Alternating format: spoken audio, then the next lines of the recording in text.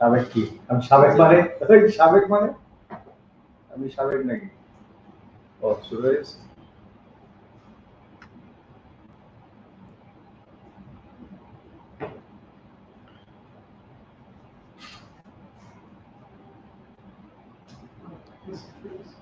আসসালামু আলাইকুম।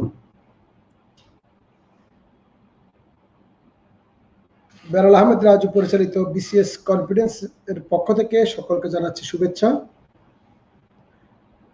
যে যেখানে বসে আমাদেরকে দেখছেন আশা করছি ভালোই আছেন। আমরা প্রতিদিনের মতো আজকেও আপনাদের সামনে হাজির হয়েছি বা ক্লাসটি শুরু করেছি হচ্ছে আমাদের যে কমিটমেন্ট ৪১তম বিসিএস প্রার্থীদের জন্য সাজেশন ভিত্তিক ৫৭টি ক্লাসের একটি ক্লাস আজকে অনুষ্ঠিত হবে। আমাদের সেই ৫৭টি ক্লাসের কমিটমেন্ট পূরণের জন্য আমরা প্রতিদিন রাত ৮টা আপনাদের সামনে এসে হাজির হই। আমি আজকে শুরুতেই স্মরণ করছি হাজার বছরের সর্বশ্রেষ্ঠ বাঙালি জাতির জনক বঙ্গবন্ধু শেখ মুজিবুর রহমানকে। আমি স্মরণ করছি জাতির জনকের পরিবারের সকল সদস্যকে। আমরা যেহেতু আগামীকাল 15ই আগস্ট আমাদের জাতীয় জীবনের শোক দিবস এবং শোকের দিন, আমরা আমাদের যার যার পক্ষ থেকে বা যার যার জায়গা থেকে আমরা আমাদের জাতির পিতার জন্য, জাতির জনকের জন্য আমরা দোয়া করব। আল্লাহ যেন ওনার পরিবারের প্রত্যেক সদস্যকে বেহেশত নসিব করেন।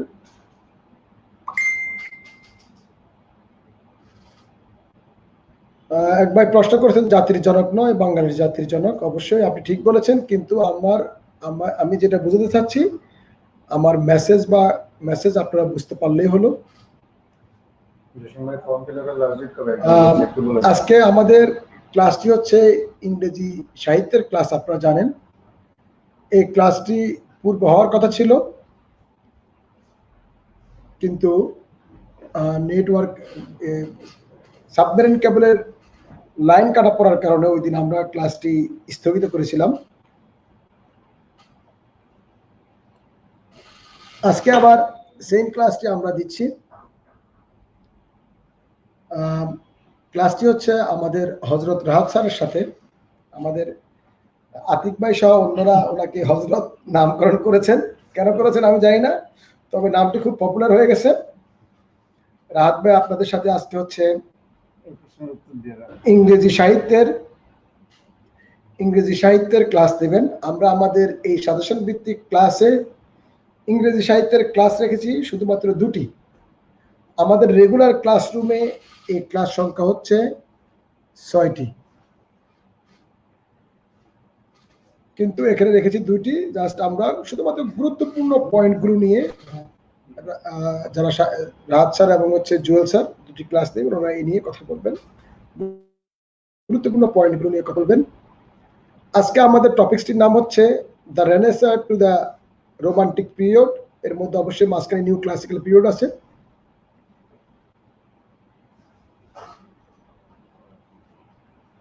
গত 40তম বিসিএস প্রিলিমিনারি পরীক্ষায় ইংরেজি সাহিত্যের যে প্রশ্নগুলো এসেছিল প্রশ্নগুলো মানে অ্যাজ ইউজুয়াল যে লিটারেচারের প্রশ্নের যে প্যাটার্ন বা ট্রেন্ড বিসিএস পরীক্ষা মেনটেন করা হতো সেরকম হয় নাই। প্রতিটি বিসিএসে 2-1টি সাবজেক্টের প্রশ্ন একটু প্যাটার্ন বহির্ভূত হয়। গত 40তম বিসিএস এর প্রিলিতে সেই প্যাটার্ন বহির্ভূত প্রশ্ন এসেছিল ইংরেজি সাহিত্য থেকে। 40তম রিটেন পরীক্ষা প্যাটার্ন বহির্ভূত প্রশ্ন এসেছিল হচ্ছে কম্পিউটার বিজ্ঞান থেকে, কম্পিউটার এবং তথ্য প্রযুক্তি বিজ্ঞান থেকে লিখিত পরীক্ষা। কিন্তু নর্মালি অ্যাজ ইউজুয়ালি সাহিত্যের যে প্রশ্ন এসে থাকে সেটাকে মাথা রেখেই হচ্ছে স্যারদের ক্লাসগুলো ডিজাইন করা, এবং আমাদের বিশ্বাস সেই ধরনের অ্যাজ ইউজুয়াল ট্রেন্ড থেকে প্রশ্ন হবে। এক্সেপশনাল যে কোনো সাবজেক্টের যে কোনো মুহূর্তে হতে পারে। আরেকটি বিষয় হচ্ছে ইংরেজি সাহিত্যের প্রস্তুতির জন্য ক্লাসগুলো যখন আপনারা করবেন, ক্লাসগুলো করার পরে আপনাদেরকে একই সাথে প্রিভিয়াস দশম বিসিএস থেকে পরবর্তী বিসিএস পরীক্ষাগুলোতে যে প্রশ্নগুলো এসেছিল সেই প্রশ্নগুলো ভালো করে আপনাদের পড়ে ফেলতে হবে। তাহলে যে কাজটা হবে, আপনাদের ওখান থেকেই কিছু প্রশ্ন সাধারণত রিপিট হয়। এছাড়া বিভিন্ন নন ক্যাডার পরীক্ষার প্রশ্নগুলো আপনারা পড়ে ফেলতে পারেন। ইংরেজি সাহিত্যের জন্য কনফিডেন্সের রিসার্চ ওয়ার্কের একটি খুব ভালো বই আছে, এই হ্যান্ডবুক অন ইংলিশ লিটারেচার। আপনারা যারা কিনেছেন তারা জানেন যে বইটা খুব ভালো। আর আপনারা যারা নতুন প্রার্থী আপনারা বইটা কিনে রাখতে পারেন, অথবা পরবর্তী যারা কিনেন না এখনো এবং 41 দিবেন না তারা ইচ্ছে করলে পরবর্তী এডিশনে আসলেও কিনতে পারেন। আর যারা 41 দিবেন তারা বাজার থেকে কিনে ফেলতে পারেন। যাই হোক, এখানে অনেকে অনেক প্রশ্ন করছেন যে জসিম ভাই ফর্ম ফিল আপের লাস্ট ডেট কবে? 11 তারিখ চলে গেছে। যারা মিস করছেন আপনার সংশ্লিষ্ট ব্রাঞ্চের ম্যানেজার সাহেবের সাথে কথা বলবেন, এখন কি করা যায় এই ব্যাপারে ওনার সাথে কথা বলবেন। আমাদের আপনারা যারা অবশ্যই যে ব্রাঞ্চের স্টুডেন্ট সেই ব্রাঞ্চের ফেসবুক পেজ বা গ্রুপের সদস্য আপনি সদস্য না হলে একটু কারো কাছ থেকে জেনে, আপনার ফ্রেন্ড যারা আছে তার কাছ থেকে জেনে একটু সদস্য হয়ে নেবেন। আর ম্যানেজার সাহেবের নাম্বারে কল দিয়ে একটু জেনে নেবেন। আরেকটা জিনিস হচ্ছে, আপনারা আমাদের সাথে 815 জন জয়েন 842 জন জয়েন করেছেন। তো 842 জন বা 846 হয়ে গেছে অলরেডি। আপনারা যদি প্রত্যেকে একটি করে শেয়ার করেন তাহলে আমার বিশ্বাস যে আমি যখন শেষ করতে করতে আপনাদের 1100-1200 হয়ে যাবে। 1200 জন শেয়ার করলে 1200 জন নতুন প্রার্থী জয়েন করতে পারবে। আমার বিশ্বাস যে আপনারা শেয়ারটা করবেন। যদিও আমি আপনাদের কাছে অনেক আশা রেখে যখন আমি এখান থেকে উঠে স্যারদেরকে দিয়ে যখন পেজে ঢুকি তখন আপনারা আমাকে নিরাশ করেন কিভাবে? 200-300 শেয়ার হয়, এর বেশি শেয়ার হয় না। এর মধ্যে কনফিডেন্স পরিবার থেকেও তো 50-60টা শেয়ার হয়ে যায়। তো আপনারা যদি আজকে দেখি যে আপনারা আমার রিকোয়েস্ট রাখবেন কিনা। আতিক ভাই বলেছেন প্রতিদিন স্কুল করার সাথে জসিম ভাইয়ের ম্যাচিং টি শার্ট, ব্যাপারটা দারুণ লাগছে। জসিম ভাইকে কনফিডেন্স কোম্পানির পক্ষ থেকে হোস্ট হিসেবে অনারিয়াম দেওয়া উচিত। আচ্ছা, হ্যাঁ, আমাদের এই গেঞ্জিগুলো কিন্তু ডিসকাউন্টে কিনা, খুব কম টাকা কিনায়,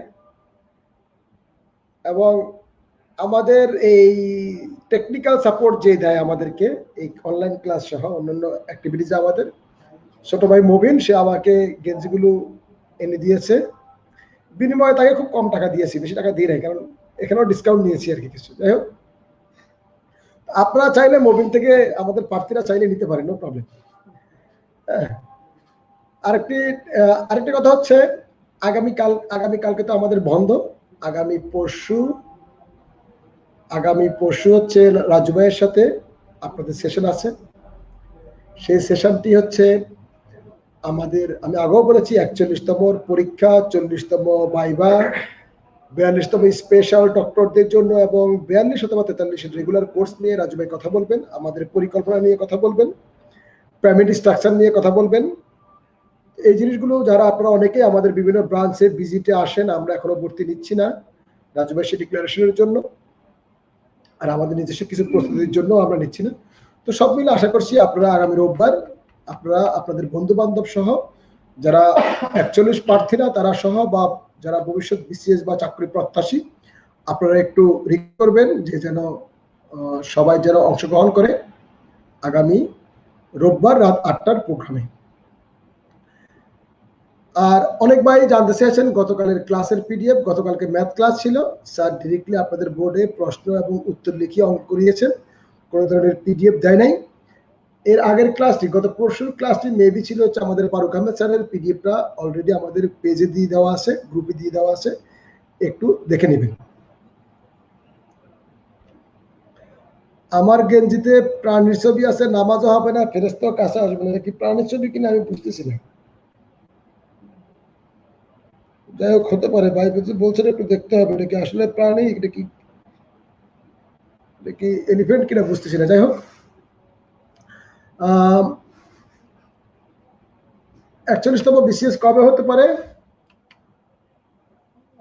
কবে হতে পারে ডিপেন্ড করবে হচ্ছে স্কুল কলেজ বিশ্ববিদ্যালয় কবে ওপেন করে দিচ্ছে, হায়ার সেকেন্ডারি এক্সাম কবে হচ্ছে, এগুলোর উপর বেস করে তখন একটা মানে এস্টিমেশন করা যাবে। এই মুহূর্তে কোনো কিছু বলা যাচ্ছে না।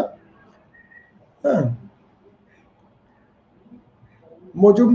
মজুমদার আপনাকে বলেছি যে শাহ আলম স্যারের, ফারুক আহমেদ স্যারের পিডিএফটা আপলোড করা আছে। শিহাব স্যারের ক্লাসের কোনো হ্যান্ডআউটস নেই।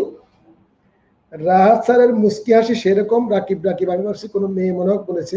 রাহাত স্যার সবসময় একটু হ্যান্ডসাম, বেশ ইয়েটা বেশ কি যেন বলে গ্লেজ দেয়, সম্ভবত ভাবি নিয়মিত ফেস ওয়াশ করে থাকে। যাই হোক, তো আগামী রোববার আমরা আপনাদের পরবর্তী শিডিউলটা দিয়ে দিব। পরবর্তী এক সপ্তাহের আগামী সপ্তাহে আমাদের 2 দিন হচ্ছে পরবর্তী রোববারে আগামী সপ্তাহে 2 দিন আমাদের ম্যাথ ক্লাস থাকবে, 2 দিন বিজ্ঞানের ক্লাস থাকবে আশা করছি।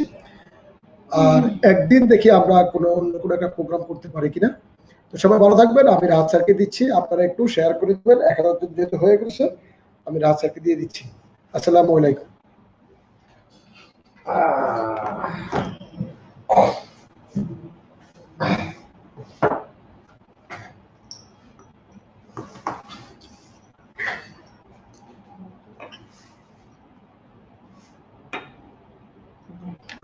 থাকবে না মানে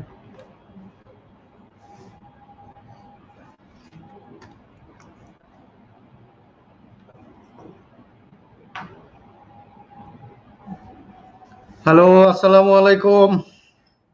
খবর কি?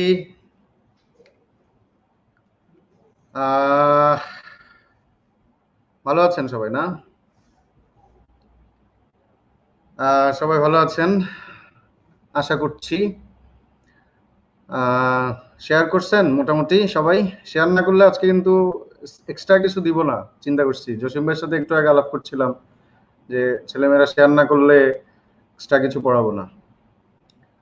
ঠিক আছে, লেটস গেট স্টার্টেড। আজকে লিটারেচার ক্লাস, যেহেতু আমাদের অনেক বড় একটা টপিক আজকে পড়তে হবে, স্পেশালি এলিজাবেথান পিরিয়ড থেকে, আই মিন রেনাইসেন্স পিরিয়ড থেকে আমরা রোমান্টিক পিরিয়ড পর্যন্ত পড়বো। সো এখানের মধ্যে আসলে হিউজ আলোচনা। সো আমরা সময় নষ্ট না করে স্টার্ট করি।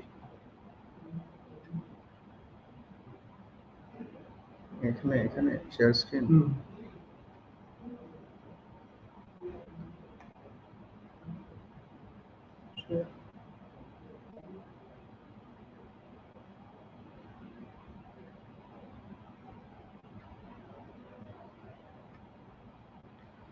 ওকে, আশা করি সবাই আমাকে শুনতে পাচ্ছেন। আজকের আলাপের বিষয় হচ্ছে literature renaissance plus new classical plus romantic.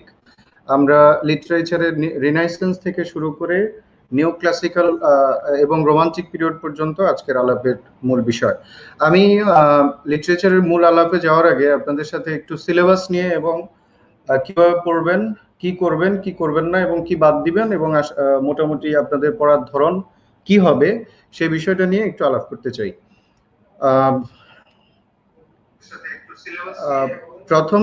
প্রথমত বেসিক কনসেপ্টটা একটু খেয়াল করেন। বেসিক কনসেপ্ট আপনাদের সিলেবাসটা একটু দেখানোর চেষ্টা করছি। প্রথমত আপনাদের সিলেবাস, পিএসসি যেটা আপনাদেরকে সিলেবাস দিয়েছে, সেই সিলেবাসটা হচ্ছে from Elizabethan to 21st century, অর্থাৎ পোস্ট মডার্ন। আপনাদের সিলেবাস কি? যদি আমরা সিলেবাসের কথা চিন্তা করি তাহলে সিলেবাস হচ্ছে এলিজাবেথান পিরিয়ড থেকে 21st সেঞ্চুরি পর্যন্ত যতগুলো সাহিত্যকর্ম হয়েছে তা সবকিছু আমাদেরকে পড়তে হবে। এখানে একটা উল্লেখযোগ্য কথা আমি বলে রাখতে চাই, সেটা হচ্ছে ক্যান্ডিডেটরা প্রায় সময় ওল্ড ইংলিশ পিরিয়ড এবং মিডল ইংলিশ পিরিয়ড নিয়ে মারাত্মক হইচই শুরু করে বলতে মানে প্রচুর স্টাডি করার চেষ্টা করে, বাট মিডল ইংলিশ এবং ওল্ড ইংলিশ পিরিয়ড কিন্তু আপনার সিলেবাসে, বিসিএস পরীক্ষার সিলেবাসে দেওয়া হয়নি। সো এলিজাবেথান থেকে 21st সেঞ্চুরি পর্যন্ত আপনার যেহেতু সিলেবাস, সেহেতু এখানে আপনি বেশি মনোযোগ দেওয়া উচিত বলে আমি মনে করছি। Not similarly significant as grammar. লিটারেচারটা আসলে গ্রামারের মতো সিগনিফিক্যান্ট না বিসিএস প্রিলিমিনারি পরীক্ষায়। কেন এই কথাটা বলেছি একটু খেয়াল করবেন।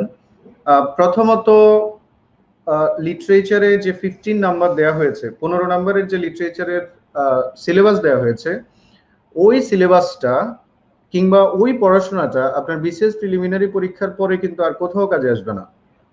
আমি আবার রিপিট করছি, লিটারেচারের যে সিলেবাস আপনাকে দেওয়া হয়েছে এবং লিটারেচারে আপনি যে স্টাডি করবেন সেটা কিন্তু আপনি বিসিএস প্রিলিমিনারি পরীক্ষার জন্য স্টাডি করবেন।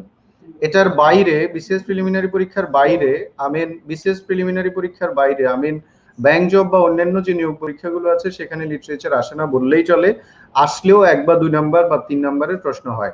সুতরাং লিটারেচারের যে 15 নাম্বারের যে প্রিপারেশন, এই প্রিপারেশনটা আমরা মূলত আমাদের যে বিসিএস প্রিলি পরীক্ষার যে প্রস্তুতি সেটার জন্যই আমরা মূলত পড়াশোনা করব। এখানে B specific, don't want to study too much, এই বিষয়গুলো আমি একটু ক্লিয়ার করি। প্রথমত ধরেন যেহেতু লিটারেচারকে আমরা আমাদের রাজু ভাই সহ অন্যান্য আমাদের যে ব্যবস্থাপনা পর্ষদের লোকজন আছেন তারা লিটারেচারকে আসলে সাধারণ জ্ঞানের সাথে তুলনা করেন। রাজু ভাইকে আমি অনেক জায়গায় বলতে শুনেছি যে লিটারেচার ওয়ান কাইন্ড অফ সাধারণ জ্ঞান। সাধারণ জ্ঞান বলতে এটা আসলে মুখস্থ করার বিষয়। তো সবচেয়ে ভালো পরামর্শ হচ্ছে আপনাদের জন্য যদি পরীক্ষার খুব কাছাকাছি সময় লিটারেচারটা পড়া যায় তাহলে সবচেয়ে ভালো হয়। কারণ ধরে নেন যদি আপনার পরীক্ষা ডিসেম্বরের 10 তারিখে হয়, 41 বিসিএস পরীক্ষা যদি ডিসেম্বরের 10 তারিখে হয় তাহলে ডিসেম্বরের 11 তারিখ থেকে কিন্তু লিটারেচারের কোনো কাজ নেই। কারণ এটা বিসিএস প্রিলিমিনারি ছাড়া অন্যান্য নিয়োগ পরীক্ষায় এত হিউজ অ্যামাউন্ট অফ নাম্বার, 15 নাম্বারের মতো প্রশ্ন সাধারণত অন্যান্য নিয়োগ পরীক্ষা আসে না। তাহলে খুবই স্পেসিফিক পড়বেন, বি স্পেসিফিক, মানে অতিরিক্ত কোনো কিছু পড়ার দরকার নেই, যেহেতু আপনার এটা খুব বেশি কাজে আসবে না বিসিএস প্রিলিমিনারি পরীক্ষার বাইরে। আচ্ছা, এখানে ম্যাটেরিয়াল সিলেকশনের ব্যাপারে একটু কথা বলি আমি মূল পরীক্ষা যাওয়ার আগে। ম্যাটেরিয়ালস বিভিন্ন ধরনের বই বাজারে আছে, তবে আমার কাছে কনফিডেন্সের যে বইটা, হ্যান্ডবুক অন ইংলিশ লিটারেচার, বইটা আমার কাছে মোটামুটি বাজারে অন্যান্য সব বই থেকে আমার কাছে যথেষ্ট তথ্যপূর্ণ এবং যথেষ্ট আপনাদের জন্য রিলেভেন্ট মনে হয়েছে। এছাড়া সাম্প্রতিক সময়ে একটা বই আসছে মার্কেটে, বা আসছে কিনা আমি নট শিওর, বা সাম্প্রতিক সময় আসবে, সেটা হচ্ছে এ গেটওয়ে টু ইংলিশ লিটারেচার, লিখছেন এস.এম. শামীম আহমেদ। সেইটাও আপনারা দেখতে পারেন। কনফিডেন্সের বইটা কিছু কিছু জায়গায় আমার ভালো লেগেছে, এজন্য কিছু কিছু জায়গায় বোল্ড করা আছে লিটারেচারের। তো যে জায়গাগুলো আপনারা যেটা করবেন সেটা হচ্ছে যে জায়গাগুলোতে বোল্ড করা আছে ওই বোল্ড করা অংশগুলো, অ্যাটলিস্ট যদি বোল্ড করা অংশগুলোও পড়েন তাও আপনারা মোটামুটি একটা ওভারঅল প্রিপারেশন পাবেন। আচ্ছা, আরেকটা বিষয় বলি, সেটা হচ্ছে কনফিডেন্সের ক্লাসে আমরা লিটারেচারের 6টা লেকচার নিই, সেই 6টা লেকচারকে আমরা এখানে লেকচার হিসেবে নিচ্ছি মাত্র 2টা লেকচার। সো বুঝতেই পারছেন আমাকে অনেক হারির মধ্যে থাকতে হবে এবং সব ইনফরমেশন হয়তো আমি দিতেও পারবো না। সেজন্য বেস্ট সাজেশন হচ্ছে কনফিডেন্সের ক্লাসরুমগুলোতে আসবেন, কনফিডেন্সের বইটা পড়তে পারেন। এছাড়া আমি কনফিডেন্সের যে পেজ থেকে আপনারা জয়েন করেছেন সেই পেজে হোপফুলি 2-1 দিনের মধ্যে একটা লিস্ট দিব, রাইটারদের একটা লিস্ট, যে লিস্টটা আপনারা বাসায় বসে পড়লে মোটামুটি লিটারেচারে একটা ভালো স্কোর আপনারা করতে পারবেন বলে মনে হচ্ছে। তো ঠিক আছে, আমরা মূল কথা আলোচনায় চলে যাব। আজকে আপনাদেরকে যা পড়ানো হবে, যে সকল তথ্য আজকে আপনাদেরকে দেওয়া হবে, সেই তথ্যগুলো যেখান থেকে নেওয়া হয়েছে সেই অ্যাকনলেজমেন্টটা আপনাদেরকে দিয়ে দেওয়া হচ্ছে শুরুতেই। প্রথমে number 1, history of English literature and English language, professor Roy and Chakraborty. A comprehensive approach to English literature, Mazharul Islam and Sajjad Hussain. A short history of English literature, Professor Kullanath Dotto. The essential ABC of English literature, Shukla Rani Haldar, এবং an ABC of English literature, Dr. M. Mofizur Rahman। এই বইগুলো থেকে আজকে লিটারেচারে আপনাদেরকে যা পড়ানো হবে সেই বিষয়গুলো, সেই তথ্যগুলো নেওয়া হয়েছে। আপনারা রেফারেন্সিয়াল বই হিসেবে এই বইগুলো সংগ্রহে রাখতে পারেন, তবে আমার কাছে an ABC of English literature, doctor Mafizur রহমানের বইটাকে যথেষ্ট আপনাদের জন্য, যেহেতু বইটা অনেক ছোট, আপনাদের জন্য তথ্যপূর্ণ এবং আপনারা মোটামুটি অল্প সময়ে শেষ করতে পারবেন বলে মনে হয়। ফলে আমি যে 2টা বইয়ের কথা বলেছি, একটা কনফিডেন্সের বই আর একটা এস.এম. শামীম আহমেদের লেখা এই গেটওয়ে টু ইংলিশ লিটারেচার, এই 2টা বইয়ের বাইরে যদি আরেকটা রেফারেন্সিয়াল বইও কালেক্ট করতে চান তাহলে an ABC of English literature বইটাও আপনি কালেক্ট করতে পারেন। Now let's get started. আমরা শুরু করছি। প্রথমত দেখেন এখানে লেখা আছে রিনাইসেন্স পিরিয়ড। রিনাইসেন্স পিরিয়ড রিনাইসেন্স পিরিয়ডের ডিউরেশনটা একটু খেয়াল করেন, 1500 থেকে 1660। আমি আবার বলছি, রিনাইসেন্স পিরিয়ডের ডিউরেশনটা 1500 থেকে 1660। এখন লিটারেচারের ক্লাস হলে আপনাদেরকে মুখে মুখে বলাতাম, এখন তার মুখে মুখে বলানোর সুযোগ নেই। ক্লাসে সাধারণত বলি যে আমার সাথে মুখে মুখে বলেন, এখন তো সেই সুযোগ নাই। তারপর আপনারা বাসায় যেখানে যে অবস্থায় আছেন, অনলাইনের ক্লাসের একটা সুবিধা হচ্ছে যে কোনো পরিস্থিতিতে যে কোনো জায়গায় বসে শুয়ে, হ্যাঁ, খাইতে খাইতে দৌড়াতে দৌড়াতে ক্লাস করা যায়। তো যে অবস্থায় আছেন সেই অবস্থায় যদি একটু রিপিট করেন তাহলে মোটামুটি আপনি আশা করছি কিছুটা হলেও ধারণা পেয়ে যাবেন। আমি আবার বলছি, রেনেসান্স পিরিয়ডের ডিউরেশনটা হচ্ছে 1500 থেকে 1660। এটা 1500 সালে শুরু হয়, 1660 সালে শেষ হয়। 1500 থেকে 1558 এই সময়টাকে আমরা বলছি প্রিপারেশন ফর রিনাইসেন্স। 1500 থেকে 1558 এই সময়টাকে বলা হচ্ছে প্রিপারেশন ফর রিনাইসেন্স, রিনাইসেন্সের প্রস্তুতি। 1558 থেকে 1603 এই সময়টাকে বলা হচ্ছে এলিজাবেথান পিরিয়ড। 1603 থেকে 1625 এটাকে বলা হচ্ছে জ্যাকোবিয়ান। 1625 থেকে 1649 এই সময়টাকে বলা হচ্ছে ক্যারোলিন পিরিয়ড, এবং 1649 থেকে 1660 এই সময়টাকে বলা হচ্ছে কমনওয়েলথ পিরিয়ড। এখানে একটা কথা, গুরুত্বপূর্ণ একটা কথা বলতে চাই, সেটা হচ্ছে ডিউরেশন থেকে কিন্তু প্রিলিমিনারি পরীক্ষা 1 নাম্বার আসবে। এটা মোটামুটি কনফার্ম এই কারণে, অতীতের প্রায় সবগুলো বিশেষ পরীক্ষায় কম বেশি ডিউরেশন থেকে প্রশ্ন হয়েছে। ফলে আপনাদের কাছে একটা পরামর্শ, সেটা হচ্ছে রিনাইসেন্স থেকে শুরু করে মডার্ন কিংবা পোস্ট মডার্ন পর্যন্ত যতগুলো পিরিয়ড রয়েছে সেই পিরিয়ডগুলোর যে ডিউরেশনটা আছে সেই ডিউরেশনগুলো অবশ্যই মুখস্থ করে নেবেন। তাহলে আরেক সবাই কি দেখতে পাচ্ছেন কিনা ক্লিয়ারলি? আমি পিরিয়ডগুলো আরেকবার বলছি। 1558 থেকে 1603 এলিজাবেথান পিরিয়ড। আমি সময় দিচ্ছি একটু যাতে আপনি আবার বলতে পারেন মুখে মুখে। 1558 থেকে 1603 এই সময়টাকে এলিজাবেথান পিরিয়ড বলা হয়। 1603 থেকে 1625 জ্যাকোবিয়ান। 1603 থেকে 1625 জ্যাকোবিয়ান। সম্ভবত 38তম প্রিলিমিনারিতে এই পিরিয়ডটা থেকে প্রশ্ন হয়েছে জ্যাকোবিয়ানের। ক্যারোলিন পিরিয়ড হয়েছে 1625 থেকে 1649, এন্ড ফাইনালি 1649 থেকে 1660 এই সময়টাকে বলা হচ্ছে কমনওয়েলথ পিরিয়ড। রিনাইসেন্স শব্দটার অর্থ বিভিন্ন সময় পরীক্ষায় আসতে দেখা গিয়েছে, এটা একটু দেখে নেন। Renaissance means revival or rebirth or regeneration of learning, culture and free thinking. আমাকে যদি প্রশ্ন করা হয় হোয়াট রিনাইসেন্স মিন্স, রিনাইসেন্স বলতে কি বুঝো, আমি উত্তর দিব রিনাইসেন্স মানে রিভাইভাল অথবা rebirth of learning, culture and free thinking.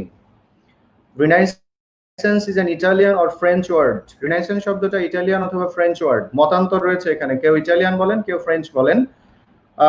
রিনাইসেন্স শব্দটা ইটালিয়ান অথবা ফ্রেঞ্চ।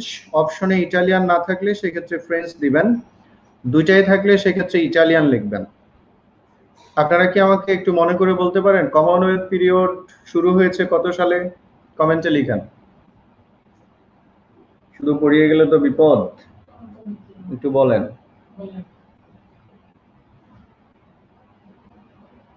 ওকে, আরেকবার দেখিয়ে দিচ্ছি। কমনওয়েলথ পিরিয়ড 1649 সালে শুরু হয়েছে এবং 1660 শেষ হয়েছে কমনওয়েলথ পিরিয়ড। ওকে, এলিজাবেথান পিরিয়ড নিয়ে এখানে বিস্তারিত তথ্য রয়েছে। এই তথ্যগুলো আমাদের একটু প্রয়োজন হবে, সবাই একটু মনোযোগ দিয়ে দেখবো এলিজাবেথান পিরিয়ডের বিভিন্ন তথ্য। প্রথম তথ্যটা দেখেন, the most famous period. Elizabethan পিরিয়ডটা ইংলিশ লিটারেচারের মোস্ট ফেমাস পিরিয়ড। আবার বলছি, ইংলিশ লিটারেচারের সবচেয়ে ফেমাস বিখ্যাত পিরিয়ডের নাম কি? সরি, ইংলিশ লিটারেচারের সবচেয়ে বিখ্যাত পিরিয়ডের নাম কি? উত্তর এলিজাবেথান। এই পিরিয়ডটাকে বলা হয় the golden or glorious period. 38তম বিসিএস এ প্রশ্নটা এসেছে, golden or glorious period in English literature, এর নাম কি? ইংলিশ লিটারেচারের গোল্ডেন অথবা গ্লোরিয়াস পিরিয়ডের নাম কি? উত্তর এলিজাবেথান পিরিয়ড। এলিজাবেথান পিরিয়ডটাকে বলা হয় nest of singing birds. Nest of singing birds, গায়ক পাখিদের বাসা। আমি আবার বলছি, এলিজাবেথান পিরিয়ডটাকে বলা হয় নেস্ট অফ সিঙ্গিং বার্ডস, গায়ক পাখিদের বাসা। It was the reign of Queen Elizabeth I from 1558 to 1603. 1558 থেকে 1603 সাল যে ডিউরেশনটা এলিজাবেথান পিরিয়ডের করা হয়েছে, সেই ডিউরেশনে রানী প্রথম এলিজাবেথ রাজত্ব করছিলেন। রানী প্রথম এলিজাবেথ 1558 থেকে 1603 সাল পর্যন্ত রাজত্ব করছিলেন এবং রানী প্রথম এলিজাবেথের নামানুসারেই এলিজাবেথান পিরিয়ডের নামকরণ করা হয়েছে। Renaissance influence was greatly seen in Dr. Faustus. আমরা ডক্টর ফস্টাস সম্পর্কে আসবো কিছুক্ষণ পরে। ডক্টর ফস্টাস নাটকের মধ্যে রিনাইসেন্স ইনফ্লুয়েন্স ওয়াজ গ্রেটলি সিন। রিনাইসেন্সের যে ইনফ্লুয়েন্সটা ছিল, রেনেসার যে বিপ্লব ছিল বা যে প্রভাব ছিল, সেই প্রভাবটা মূলত ডক্টর ফস্টাস নাটকের মধ্যে গ্রেটলি সিন হয়, অর্থাৎ খুব ভালোভাবে ফুটে উঠেছে বা কিংবা প্রস্ফুটিত হয়েছে ডক্টর ফস্টাস নাটকের মধ্যে। এবং এখানে আরেকটা তথ্য মনে রাখবেন, রিলিজিয়াস রিফরমেশন ওয়াজ নোটেবল। এখানে ধর্মীয় যে রিফরমেশন আছে, সেই ধর্মীয় রিফরমেশন গুলো খুব গুরুত্বপূর্ণ ভাবে এখানে প্রতিস্থাপিত হয়েছে। তাহলে এলিজাবেথান পিরিয়ড সম্পর্কে আমরা কি কি জানলাম? আমি আবার বলছি কি কি জানলাম। প্রথমত আমরা জেনেছি এটা খুবই মোস্ট ফেমাস পিরিয়ড। বুঝতে পারছেন কিনা সবাই? আমি আপনাদেরকে মাঝে মাঝে দেখতে পাচ্ছি, বাট মাঝে মাঝে দেখতে পাচ্ছি না। The most famous period, English literature সবচেয়ে বিখ্যাত পিরিয়ডের নাম কি? Elizabethan. Golden or glorious period, 38তম প্রিলির প্রশ্ন এটা। ইংলিশ লিটারেচারের গোল্ডেন পিরিয়ডের নাম কি? উত্তর এলিজাবেথান পিরিয়ড। ইংলিশ লিটারেচারের গোল্ডেন পিরিয়ডের নাম কি? উত্তর এলিজাবেথান। এবং রানী প্রথম এলিজাবেথ তখন রাজত্ব করছিলেন 1558 থেকে 1603, 1558 থেকে 1603 সালে। কোন নাটকের মধ্যে রিনাইসেন্সের প্রভাব লক্ষ্য করা গিয়েছে? কোন নাটকের মধ্যে? উত্তর ডক্টর ফস্টাস। রিনাইসেন্সের প্রভাব লক্ষ্য করা গিয়েছে খুব ভালোভাবে কোথায়? উত্তর ডক্টর ফস্টাস। এবং religious reformation was notable in Elizabethan period. Elizabethan period সম্পর্কে আরো কিছু তথ্য এখানে দেওয়া হয়েছে। The society was divided into two parts. সমাজ তখন দুই ভাগে বিভক্ত ছিল এলিজাবেথান পিরিয়ডের সময়। এক পক্ষে ছিলেন ক্যাথলিক অথবা প্যাপিস্ট, যারা সাপোর্টার্স অফ পোপ, যারা পোপের সমর্থক ছিলেন। অন্য পক্ষে ছিলেন প্রোটেস্ট্যান্ট, যারা এগেনস্ট দ্য পোপ, পোপের বিরুদ্ধে ছিলেন। তাহলে এই তথ্যটা সবাই একটু মনে রাখি। আবার বলছি আমি, রানী প্রথম এলিজাবেথ যখন ইংল্যান্ডে রাজত্ব করছিলেন, যখন এলিজাবেথান পিরিয়ড চলছিল, তখন এলিজাবেথান পিরিয়ডের ওই সময় সমাজ দুই ভাগে বিভক্ত ছিল। কয় ভাগে বিভক্ত ছিল?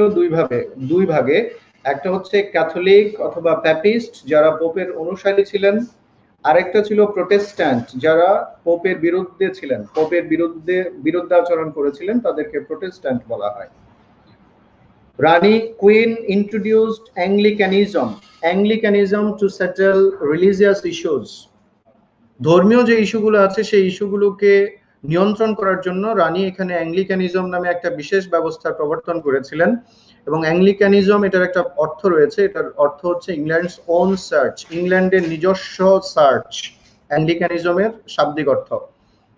Spencer introduced melody in poetry in this period. তাহলে কথাগুলো আমি আবার বলছি, একটু খেয়াল করেন সবাই ভালো করে।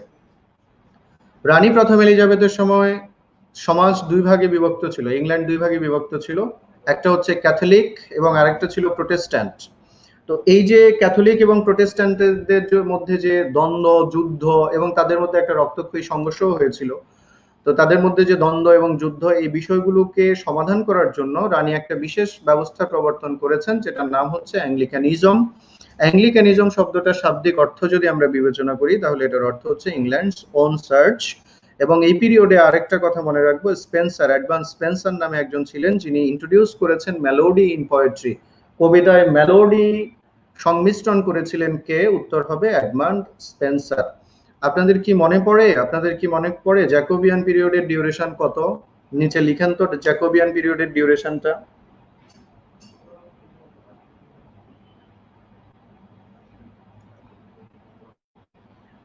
ওকে, আমরা একজন সাহিত্যিকের নাম লিখেছি এখানে, বেন জনসন। বেন জনসন আপনাদের জন্য স্টাডি করা অত্যন্ত জরুরি, বিকজ অফ বেন জনসন থেকে 37তম প্রিলিমিনারিতে প্রশ্ন হয়েছে। বেন জনসন থেকে 37তম প্রিলিমিনারিতে প্রশ্ন হয়েছে। বেন জনসনকে প্রথমত দেখেন কি বলা হয়? A great comic dramatist. Ben জনসনকে গ্রেট কমিক ড্রামাটিস্ট বলা হয়, great comic dramatist. He was the founder of realistic comedy of humor. Realistic comedy of হিউমারের প্রতিষ্ঠাতা, ফাউন্ডার ছিলেন কে? উত্তর Ben Johnson. Realistic comedy of হিউমারের প্রতিষ্ঠাতা, ফাউন্ডার ছিলেন কে? উত্তর বেন জনসন। বেন জনসনকে বলা হয় father of realistic comedy. Father of realistic comedy কে? উত্তর হচ্ছে বেন জনসন। আবার বলছি, ফাদার অফ রিয়েলিস্টিক কমেডি কে? Ben Johnson. এছাড়া বেন জনসনকে বলা হয় a leading comic writer in Elizabethan period. Elizabethan পিরিয়ডের একজন লিডিং কমিক রাইটার ছিলেন তিনি, অর্থাৎ এলিজাবেথান পিরিয়ডে তিনি লিড করেছেন কমিক রাইটার হিসেবে। বেন জনসনের সাহিত্যকর্মগুলো একটু দেখে নিব। ভলপনি, 37তম প্রিলিমিনারি যে কথাটা বলছিলাম যে 37তম প্রিলিমিনারিতে বেন জনসন থেকে প্রশ্ন হয়েছে, এটাই এসেছে যে ভলপনি কার লেখা, নিচের কোন লেখক ভলপনি লিখেছেন? উত্তর হচ্ছে বেন জনসন। আমি আবার বলছি, ভলপনি নামে যে লেখাটা রয়েছে সেটা কে লিখেছেন? উত্তর হচ্ছে বেন জনসন। ভলপনিটা ছিল a comedy of humour. Volpone সম্পর্কে তথ্য মনে রাখবেন, এটা Volpone was a comedy of humour. আমি আবার বলছি, ভলপনি ছিল আ কমেডি অফ হিউমর। ভলপনির মধ্যে একটা বিখ্যাত চরিত্র রয়েছে মস্কা ক্যারেক্টার, শয়তান, একটা শয়তান, মহা শয়তান মস্কা। আপনারা যারা ইংলিশে পড়েছেন, ইংলিশ লিটারেচারে তারা পড়েছেন মস্কা ক্যারেক্টার। সো মস্কা সম্পর্কে মনে রাখবেন, মস্কা ক্যারেক্টারটা রয়েছে কোথায়? ভলপনির মধ্যে। ভলপনি একটা কমেডি অফ হিউমর লিখেছেন বেন জনসন। আমি আবার বলছি, বেন জনসন লিখেছেন ভলপনি। ভলপনিটা একটা কমেডি অফ হিউমর এবং এখানে একটা চরিত্র রয়েছে মস্কা। মস্কাটা সম্পর্কে মনে রাখবেন, পরীক্ষায় আসতে পারে। মস্কা ক্যারেক্টারটা রয়েছে কোথায়? উত্তর হবে ভলপনি। এবং কে লিখেছেন এটা? লিখেছেন বেন জনসন। এছাড়া বেন জনসনের আরো কিছু সাহিত্যকর্মের জন্য তিনি বিখ্যাত।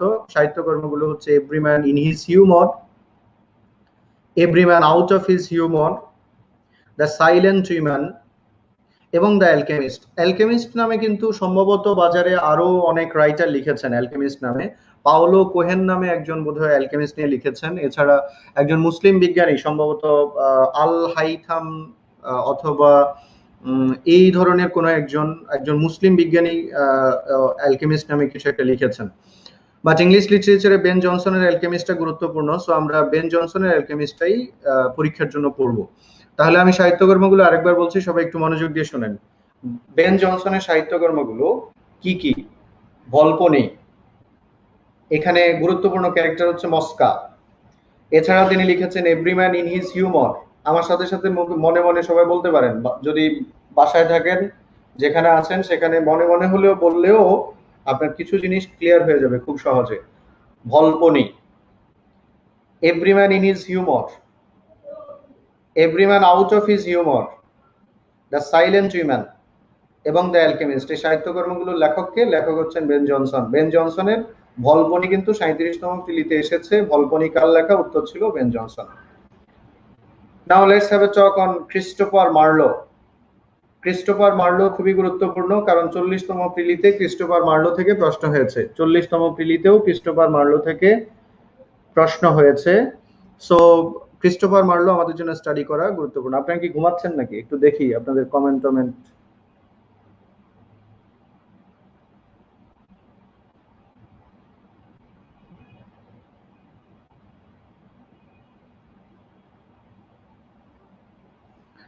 ওকে ওকে, আপনাদের কমেন্ট তো অনেক কমেন্ট, কোনটাকে রেখে কোনটা পড়বো? আচ্ছা, পরে পড়বো ইনশাল্লাহ। আমার একজন আছেন, তিনি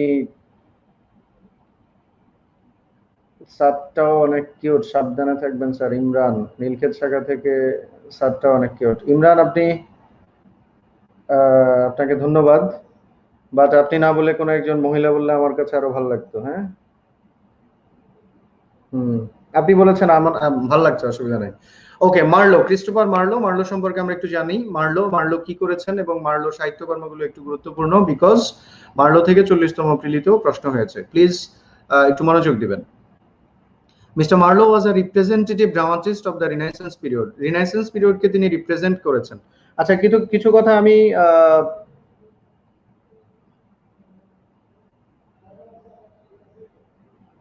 আচ্ছা একটা কথা বলি, সেটা হলো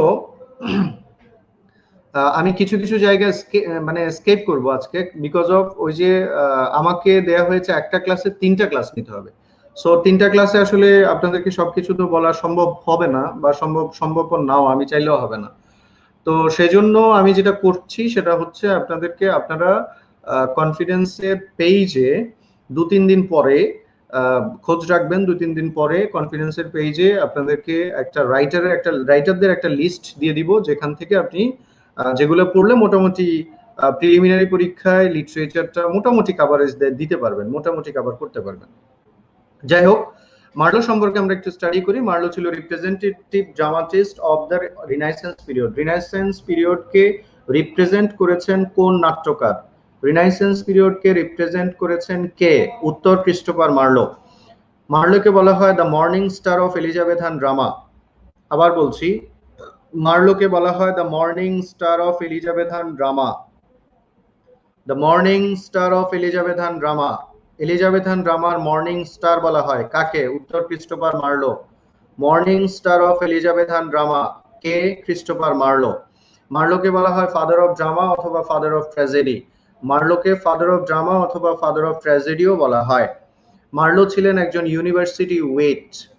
ইউনিভার্সিটি উইট নামে ইংলিশ লিটারেচারে একটা সংগঠন ছিল, কিছু তরুণ নাট্যকারের একটা সংগঠন ছিল, সংগঠনটির নাম ছিল ইউনিভার্সিটি উইট।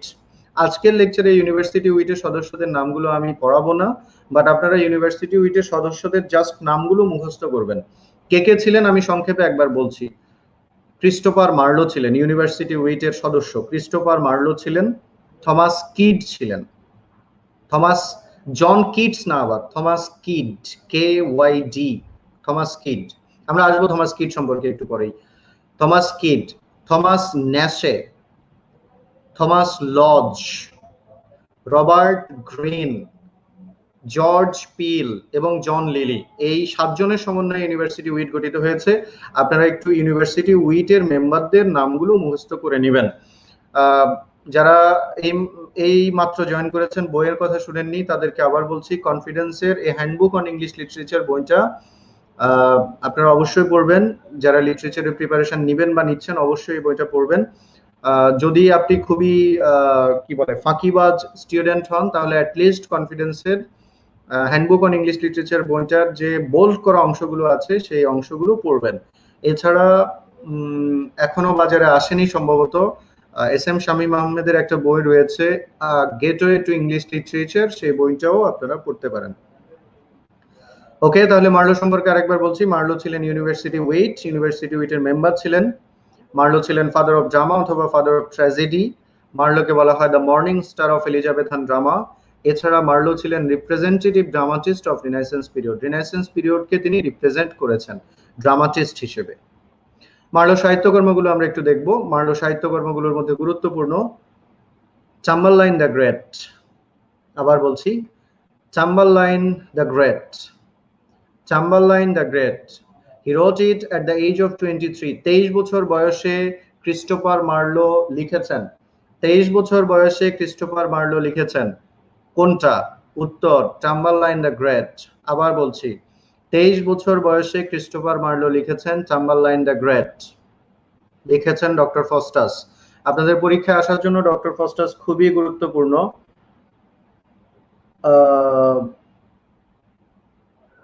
ক্রিস্টোফার মার্লোর সাহিত্যকর্মগুলোর মধ্যে ডক্টর ফস্টাসের আলাপটা আপনাদের জন্য খুবই গুরুত্বপূর্ণ, because of owner most notable work হচ্ছে ডক্টর ফস্টাস। ডক্টর ফস্টাস নাটকটা একটা মোরালিটি প্লে, একটা নৈতিক শিক্ষা বিষয়ক নাটক। খেয়াল করবেন একটু, ডক্টর ফস্টাস নাটকটা একটা মোরালিটি প্লে, নৈতিক শিক্ষা বিষয়ক একটা নাটক। এবং ডক্টর ফস্টাস নাটকে একটা ক্যারেক্টার রয়েছে, বিখ্যাত ক্যারেক্টার রয়েছে লুসিফার। ডক্টর ফস্টাস নাটকে একটা বিখ্যাত ক্যারেক্টার রয়েছে, ক্যারেক্টারটার নাম হচ্ছে লুসিফার। এটা একটা স্যাটানিক ক্যারেক্টার, লুসিফার। আপনারা জাস্ট লুসিফার নামটা মনে রাখবেন, লুসিফার। ডক্টর ফস্টাস নাটকের একটা ক্যারেক্টারের নাম হচ্ছে লুসিফার। ডক্টর ফস্টাস নাটকের সেন্ট্রাল ক্যারেক্টারের নামও ডক্টর ফস্টাস। নাটকটার সেন্ট্রাল ক্যারেক্টার, কেন্দ্রীয় চরিত্রের নাম ডক্টর ফস্টাস। নাটকের কেন্দ্রীয় চরিত্রের নামও ডক্টর ফস্টাস। ডক্টর ফস্টাসের পরিচয় ছিল তিনি জার্মান ফিজিশিয়ান অ্যান্ড স্কলার ছিলেন, জার্মানির চিকিৎসক ছিলেন এবং বিদ্বান ছিলেন। আবার বলছি, ধরেন সিনেমা, নাটক, কবিতা, উপন্যাস যেটাই আমরা পড়ি না কেন, সেখানে নায়কদের একটা পরিচয় থাকে কিনা? তো ডক্টর ফস্টাস নাটকে ডক্টর ফস্টাসের পরিচয় ছিল তিনি German physician and scholar. Doctor ফস্টাসের একটা উপাধি রয়েছে, তাকে বলা হয় রিনাইসেন্স হিরো।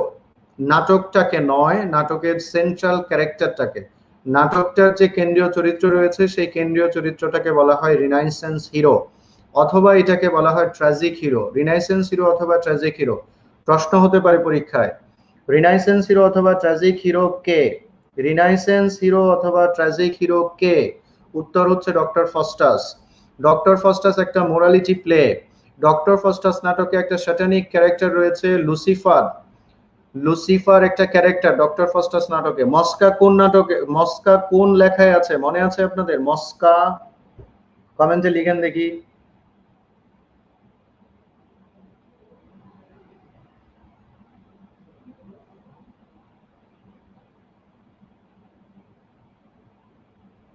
এস এম আতিক, একটা অনুরোধ, উত্তর আধুনিক কালের সাহিত্যিকদের যখন পড়াবেন তখন ওপার বাংলা থেকে বিশ্বকবি রদ্দুর রায় আর এপার বাংলা থেকে আমার।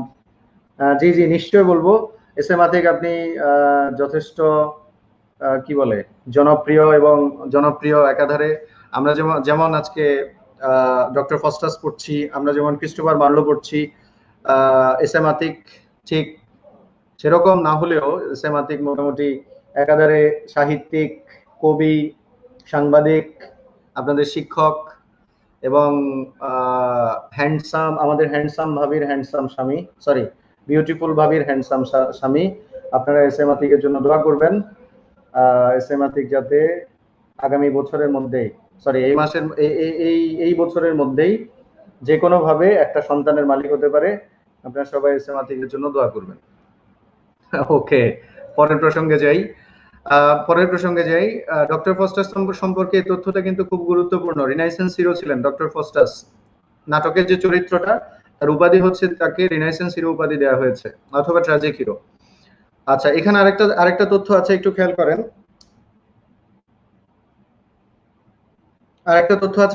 Faustus was tempted by evil. Faustus was tempted by evil. He leaves Christianity and takes the evil path. Doctor Faustus ক্রিশ্চিয়ানিটিকে ত্যাগ করে শয়তানিক যে প্যাথ রয়েছে, শয়তানিক যে ওয়ে রয়েছে, সেই ওয়েটাকে গ্রহণ করেছিলেন। এবং এখানে এই তথ্যটা important, he sold his soul to the devil for 24 years.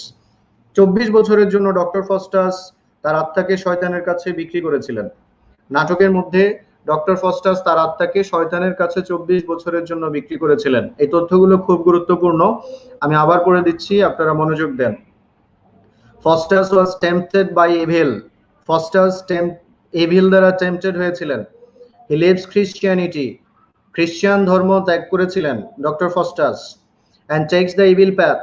He sold his soul to the devil for 24 years. 24 বছরের জন্য শয়তানের কাছে তার আত্মাকে সে বিক্রি করেছিল। এবং এখানে একটা গুরুত্বপূর্ণ কোটেশন রয়েছে, এই কোটেশনটা 40তম প্রিলিতে সম্ভবত এসেছে। কোটেশনটা হচ্ছে, sweet Helen make me immortal with a kiss. Sweet Helen make me immortal with a kiss. অর্থ নিশ্চয়ই জানেন, নিশ্চয়ই বুঝেন, এটার অর্থ বলে দিতে হবে না। আপনারা যদি ইমর্টাল হতে চান তাহলে এই লাইনটা সবসময় পড়বেন, sweet Helen make me immortal with a kiss. এখানে কোনো একটা নাম বসাতে পারেন, যার যে নামটা পছন্দ, অথবা যে যার সাথে কথা বলবেন সেই নাম এখানে বসাবেন। মনে করেন আপনি যদি জরিনার সাথে কথা বলেন তাহলে বলবেন, sweet Zarina make me immortal with a kiss. পারবেন না? আমার পুরুষ ছাত্ররা কই? ওকে, পরের প্রসঙ্গে যাই। ক্রিস্টোফার মার্লোর আরো দুটো সাহিত্যকর্ম আমরা একটু মনে রাখবো। প্রথমত দ্য জু অফ মাল্টা, তিনি জু অফ মাল্টা লেখার জন্য বিখ্যাত। এবং আরেকটা সাহিত্যকর্ম the passionate shepherd to his love. The passionate shepherd to his love এবং দ্য জু অফ মাল্টা, এই সাহিত্যকর্মগুলোর জন্য ক্রিস্টোফার মার্লো বিখ্যাত ছিলেন। সো সাহিত্যকর্মগুলো আমরা এক নজরে আরেকবার, ক্রিস্টোফার মার্লো সাহিত্যকর্মগুলো আরেকবার এক নজরে দেখে নিব কি কি লিখেছেন।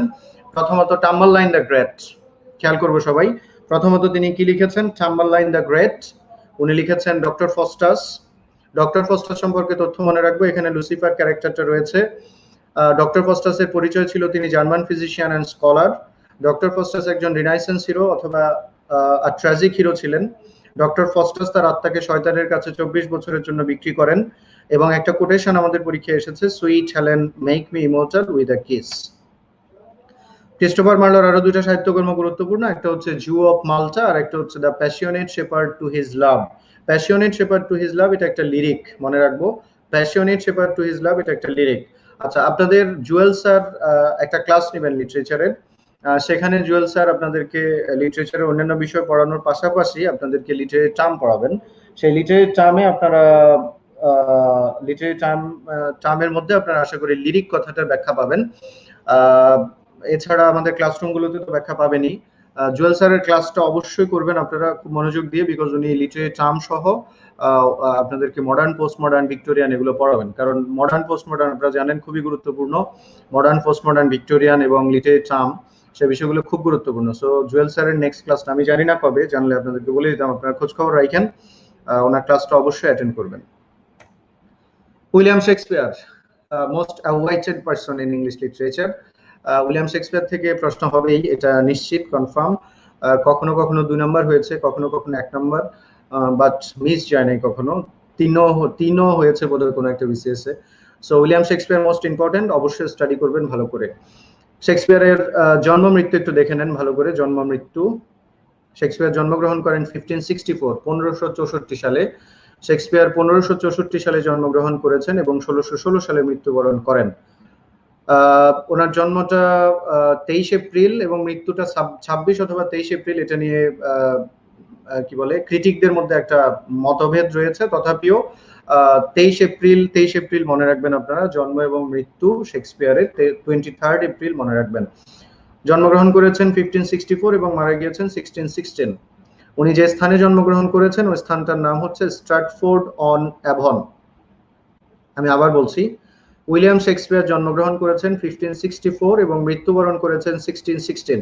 1564 সালে জন্মগ্রহণ করে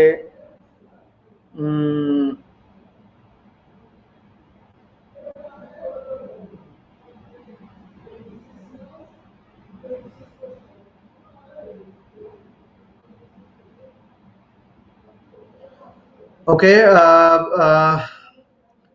1564 সালে জন্মগ্রহণ করে 1616 সালে মারা গিয়েছেন উইলিয়াম শেক্সপিয়ার এবং তিনি জন্মগ্রহণ করেছেন যেখানে বার্থ প্লেসটার নাম হচ্ছে Stratford on Avon.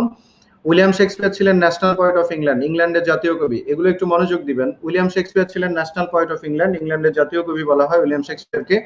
But national poet না বলে যদি আপনাকে জানতে চাওয়া হয় first national poet of England কে, first national poet of England কে যদি জানতে চাওয়া হয় তাহলে উত্তর দিতে হবে জিওফ্রে চসার। খেয়াল করেন, উইলিয়াম শেক্সপিয়ার ছিলেন ন্যাশনাল পোয়েট অফ ইংল্যান্ড, ইংল্যান্ডের জাতীয় কবি।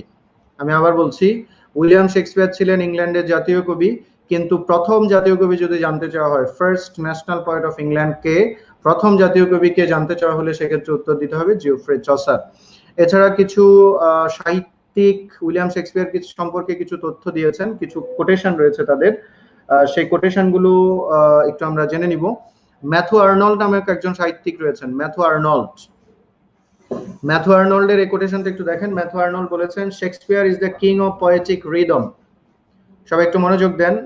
ম্যাথু আর্নল্ড শেক্সপিয়ার সম্পর্কে বলেছেন, ম্যাথু আর্নল্ড শেক্সপিয়ার সম্পর্কে বলেছেন Shakespeare is the king of poetic rhythm. Poetic রিদমের কিং বলেছেন উইলিয়াম শেক্সপিয়ারকে, কে? উত্তর হচ্ছে Matthew Arnold. John Keats was a true follower of Shakespeare. John Keats শেক্সপিয়ারের একজন সত্যিকারের ফলোয়ার ছিলেন, জন কিটস। উইলিয়াম শেক্সপিয়ারের ফলোয়ার, ট্রু ফলোয়ার ছিলেন কে? উত্তর হচ্ছে John Keats. Matthew Arnold Shakespeare সম্পর্কে বলেছেন Shakespeare is the king of poetic rhythm. Shakespeare ছিলেন ইংল্যান্ডের জাতীয় কবি, শেক্সপিয়ার ছিলেন ইংল্যান্ডের জাতীয় কবি। বা প্রথম জাতীয় কবি কে জানতে চাওয়া হলে উত্তর দিতে হবে জিওফ্রে চসার। প্রথম জাতীয় কবি বললে জিওফ্রে চসার। এছাড়া উইলিয়াম শেক্সপিয়ার সম্পর্কে স্যামুয়েল জনসনের একটা কোটেশন রয়েছে। স্যামুয়েল জনসন বলেছেন Shakespeare is a poet of human nature. Shakespeare ছিলেন হিউম্যান নেচারের কবি, স্যামুয়েল জনসন বলেছেন। স্যামুয়েল জনসন শেক্সপিয়ার সম্পর্কে বলেছেন Shakespeare is a poet of human nature. মনোযোগ দিবেন সবাই। Happy ending was seen in his comedies. তার কমেডিগুলোতে হ্যাপি এন্ডিং পাওয়া যায়। কার কমেডিগুলোতে? উইলিয়াম শেক্সপিয়ারের কমেডিগুলোতে। এবং each play consist of 5 acts. শেক্সপিয়ারের যে নাটকগুলো ছিল সেই নাটকগুলো কনসিস্ট অফ 5 অ্যাক্টস, 5 অঙ্ক বিশিষ্ট। হি রোট 154 sonnets, 37 place, maximum in Elizabethan period and minimum in Jacobian. এবং তিনি আরো একটা কাজ করেছেন, 3 ন্যারেটিভ পোয়েমস, 3টা বর্ণনামূলক কবিতা ওনার পাওয়া যায়। শেক্সপিয়ারের এই কথাগুলো খুব বেশি গুরুত্বপূর্ণ নয়। গুরুত্বপূর্ণ কথাগুলো হচ্ছে ওনার কমেডি এবং ট্র্যাজেডি এবং ওনার যে পয়েমগুলো আছে সেই পয়েমগুলো আমাদেরকে মুখস্থ করতে হবে। শেক্সপিয়ারের প্রথমত পোয়েমগুলো দেখে নেন। প্রথমত শেক্সপিয়ারের পোয়েম হচ্ছে Venus and Adonis. Venus and Adonis. সবাই কি আছেন? আমাকে শুনতে পাচ্ছেন?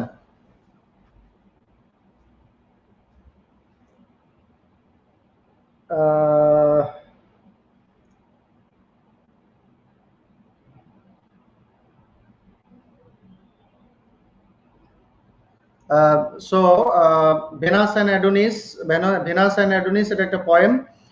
এছাড়া আরো একটা পোয়েম রয়েছে দ্য প্যাশনেট পিলগ্রিম। উইলিয়াম শেক্সপিয়ারের দুটো পোয়েম এখানে উল্লেখ করা হয়েছে, একটা হচ্ছে ভেনাস অ্যান্ড অ্যাডোনিস, আর একটা হচ্ছে দ্য প্যাশনেট পিলগ্রিম। দুটো পোয়েমের কথা বলা হয়েছে। এই দুটো পোয়েম মুখস্থ করেন সবাই। দুটো পোয়েম উইলিয়াম শেক্সপিয়ারের, একটা হচ্ছে Venus and Adonis, Venus and Adonis, আরেকটা পোয়েম হচ্ছে দ্য প্যাশনেট পিলগ্রিম। দুটা কবিতা উইলিয়াম শেক্সপিয়ারের, ভেনাস অ্যান্ড অ্যাডোনিস আর একটা হচ্ছে দ্য প্যাশনেট পিলগ্রিম। এছাড়া উইলিয়াম শেক্সপিয়ারের এখানে কিছু ট্র্যাজেডি দেওয়া হয়েছে। প্রথম ট্র্যাজেডিটা দেখেন, এখানে লেখা হয়েছে হ্যামলেট। Number 1 Hamlet. হ্যামলেট শব্দটার একটা শাব্দিক অর্থ রয়েছে, যার অর্থ হচ্ছে a small village that doesn't have its own search. Hamlet শব্দটার আবিধানিক অর্থ সবাই একটু খেয়াল করেন। উইলিয়াম শেক্সপিয়ারের ট্র্যাজেডি, উইলিয়াম শেক্সপিয়ারের ট্র্যাজেডির মধ্যে বিখ্যাত ট্র্যাজেডির নাম হ্যামলেট। হ্যামলেট শব্দটার অর্থ হচ্ছে a small village that doesn't have its own search. এবং হ্যামলেট মানে হচ্ছে একটা ছোট গ্রাম যেটা নিজস্ব কোনো সার্চ নেই, গির্জা নেই। হ্যামলেট নাটকে দুটা বিখ্যাত ক্যারেক্টারের নাম দেওয়া হয়েছে, একটা হচ্ছে হোরাসিও আর একটা হচ্ছে অফেলিয়া। হ্যামলেট নাটকে দুটো বিখ্যাত ক্যারেক্টার দেওয়া হয়েছে, একটা হোরাসিও আর একটা অফেলিয়া। আপনাদের সবার মনে আছে মস্কা ক্যারেক্টারটা আছে কোথায়? মস্কা ক্যারেক্টারটা কোথায় লিখেন? মস্কা ক্যারেক্টারটা রয়েছে কোথায়? ভলপনির মধ্যে মস্কা ক্যারেক্টার। লুসিফার আছে কোথায়? লুসিফার, লুসিফার, লুসিফার আছে কোথায়? লুসিফার নিচে লিখেন দেখি, লুসিফার কোথায় আছে? ওকে, আচ্ছা। হ্যামলেট শব্দটার অর্থ কি? হ্যামলেট শব্দটার অর্থ হচ্ছে small village that doesn't have its own search. Hamlet শব্দটার অর্থ হচ্ছে একটা ছোট গ্রাম যেটার নিজস্ব কোনো সার্চ নেই, গির্জা নেই। হ্যামলেট নাটকের দুটো বিখ্যাত ক্যারেক্টার রয়েছে, একটা হচ্ছে হোরাসিও আর একটা হচ্ছে আপেলিয়া। হোরাসিও এবং আপেলিয়া। আচ্ছা, হ্যামলেট নাটকটার মধ্যে 7 সলিলিকুইজ ছিল। সলিলিকুইজ এটা একটা লিটারেরি টার্ম, এটা সম্পর্কে আমরা একটু পরে জানবো। সলিলিকুইজ মানে হচ্ছে a speech by an actor on a lonely stage. একটু মনোযোগ দিবেন, এটা একটা লিটারেরি টার্ম, আপনাদের সবারই জানা দরকার। হ্যামলেট নাটকে 7টা সলিলিকুইজ ছিল। আবার বলছি, মনোযোগ দিয়ে শুনেন। হ্যামলেট নাটকে 7টা সলিলিকুইজ ছিল। হ্যামলেট নাটকে 7টা 7 সলিলিকুইজ ছিল। সলিলিকুইজ মানে কি? A speech by an actor on a lonely stage. A speech by an actor on a lonely stage. আচ্ছা, এটার সাথে ড্রামাটিক মনোলগ আমরা একটু পড়বো এখানে, একটু মনোযোগ দিবেন সবাই। একটা গুরুত্বপূর্ণ লিটারেরি টার্ম এখানে ক্লিয়ার করব। দুটা কথা লেখা হয়েছে, একটা dramatic monologue and soliloquy. The speaker alone on the stage utters his thoughts is called soliloquy. যখন একজন স্পিকার একাকী কোথাও দাঁড়িয়ে কোন স্টেজে দাঁড়িয়ে তার নিজস্ব চিন্তার কথা মনে মনে বলেন, তখন তাকে সলিলিকুই বলে। আপনারা সবাই শুনছেন কিনা? আমি আবার বলছি, যখন একজন স্পিকার একটা একাকী স্টেজে দাঁড়িয়ে নিজের চিন্তা চেতনার কথা বলে, নিজের সাথে নিজে কথা বলে, তখন তাকে সলিলিকুই বলে। এটা অনেকটা আমরা যারা স্টার জলসা দেখি, স্টার জলসা সম্পর্কে আমাদের যাদের ধারণা আছে বা আমরা যারা স্টার জলসা দেখি, তারা এটা বোধহয় ভালো জানবেন। ওই যে একটা মহিলা দাঁড়িয়ে নিজে নিজে কথা বলে, মানে তার ঠোঁট নড়ছে না কিন্তু সাউন্ড শোনা যাচ্ছে যে সে কথা বলছে, এই টাইপের কিছু, মানে নিজের সাথে নিজে কথা বলা। পরেই বলা হয়েছে টকিং ওয়ান সেলফ সাইলেন্টলি, নিজের সাথে নিজে কথা বলা। ওয়ান সেলফ, একজনের সাথে সাইলেন্টলি, নীরবে কথা বলা। It is a dialogue between a character and his soul. একজন ক্যারেক্টার এবং তার আত্মার সাথে যে কথোপকথন, নিজের সাথে নিজে যে কথা বলা, মনে মনে যে একটা কথা বলা, কোন স্টেজে দাঁড়িয়ে নিজের সাথে নিজের আত্মার সাথে কথা বলা, সেটাকে আমরা বলছি সলিলিকুই। আমি আবার বলছি, ধরেন কোন নাটকে একজন একজন নায়ক অথবা নায়িকার কথা আমরা শুনতে পাচ্ছি কিন্তু তার ঠোঁট নড়ছে না, তার মানে কি? তার মানে হচ্ছে সে তার নিজের সাথে নিজে কথা বলছে, নিজের কথা নিজের থিঙ্কিংটা আমাদের সামনে প্রকাশ করা হচ্ছে, বাট সে কথা বলছে না। তো এরকম নিজের সাথে নিজে silently talking one self silently, একজনের সাথে নিজে নিজে কথা বলাকে একটা একটা লনলি স্টেজে দাঁড়িয়ে নিজের সাথে নিজে, নিজের আত্মার সাথে নিজে কথা বলাকে আমরা বলছি soliloquy। এবার আসেন, what is dramatic monologue? On the other hand, dramatic monologue is much longer than soliloquy. প্রথমত ড্রামাটিক মনোলগটা soliloquy থেকে একটু বড় হবে। প্রথমত ড্রামাটিক মনোলগটা soliloquy থেকে ড্রামাটিক মনোলগটা soliloquy থেকে একটু বড় হবে, much longer, soliloquy থেকে একটু বড়। In dramatic monologue, there is always the presence of a second person to whom the thoughts of the speaker are presented, although the listener cannot interrupt the narrator. এখানে একটু খেয়াল করবেন, dramatic মনোলগের মধ্যে there is always the presence of a second person, একজন দ্বিতীয় ব্যক্তি থাকবে যার সাথে স্পিকার তার চিন্তা চেতনার কথা আচার করবে, যদিও লিসেনার সেখানে তাকে ইন্টারাপ্ট করবে না, সেটাকে আমরা বলছি ড্রামাটিক মনোলগ। আচ্ছা, আমি বাস্তবিক উদাহরণ দিই। আপনারা কখনো পড়া শুনছেন পুঁথি? গ্রামে গঞ্জে কখনো পুঁথি পড়া শুনেছেন কিনা? পুঁথি পড়াটা one kind of dramatic monologue, যেখানে একজন বর্ণনাকারী আছেন এবং একজন কি বলে দর্শক রয়েছেন। দর্শক বর্ণনাকারীকে ইন্টারাপ্ট করবে না, কিন্তু এখানে ডায়ালগের মাধ্যমে এটা হ্যাপেন হবে। অর্থাৎ আমি বলছি, আমার সামনে একজন দর্শক সেটা শুনছে, সেটাকে আমরা বলছি ড্রামাটিক মনোলগ। আর soliloquy আমরা কাকে বলছি? soliloquy হচ্ছে আমি আমার সাথে কথা বলছি, আমি আমার সাথে যে কথা বলছি সেটা হচ্ছে soliloquy। আর ড্রামাটিক মনোলগটা হচ্ছে যিনি কথা বলবেন তার সামনে একজন কি বলে শ্রোতা থাকবেন। শ্রোতা যিনি বর্ণনা করবেন তাকে ইন্টারাপ্ট করবেন না, কিন্তু শ্রোতা থাকবেন। আপনারা বলেন ড্রামাটিক মনোলগ এবং soliloquy এই বিষয়টা ক্লিয়ার কিনা? ক্লিয়ার না হলে নিচে লিখেন কি বুঝেন নাই।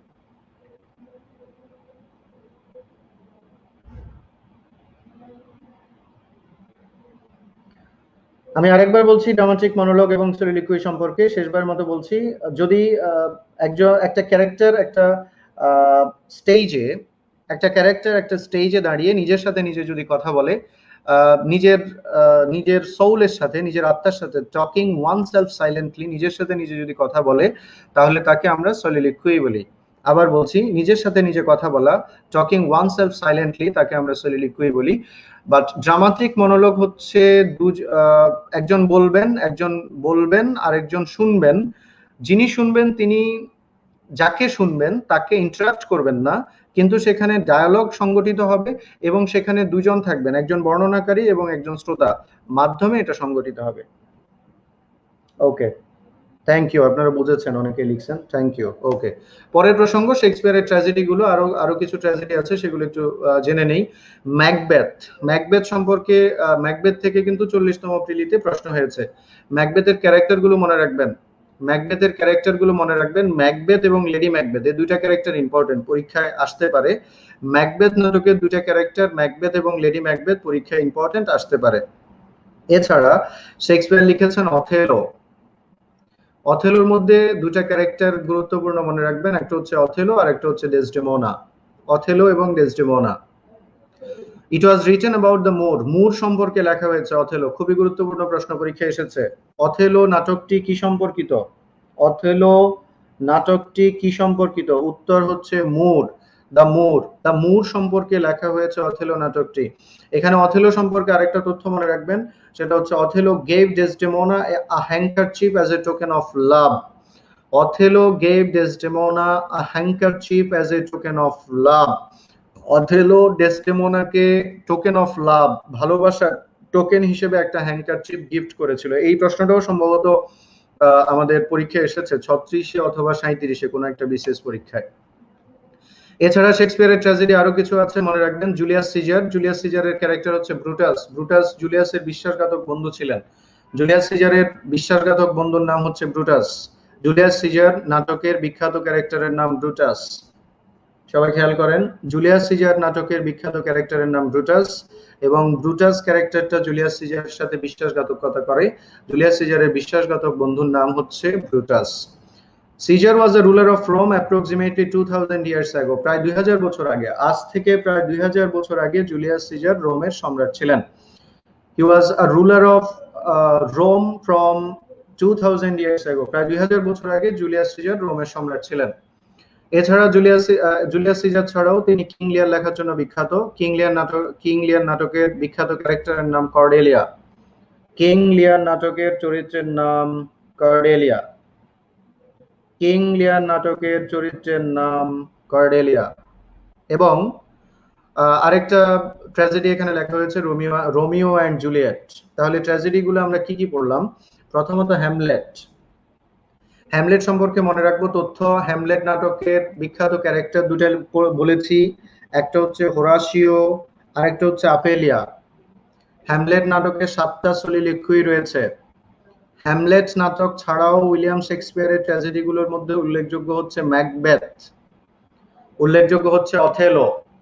অথেলো নাটকের ক্যারেক্টার হচ্ছে অথেলো এবং ডেসডেমোনা।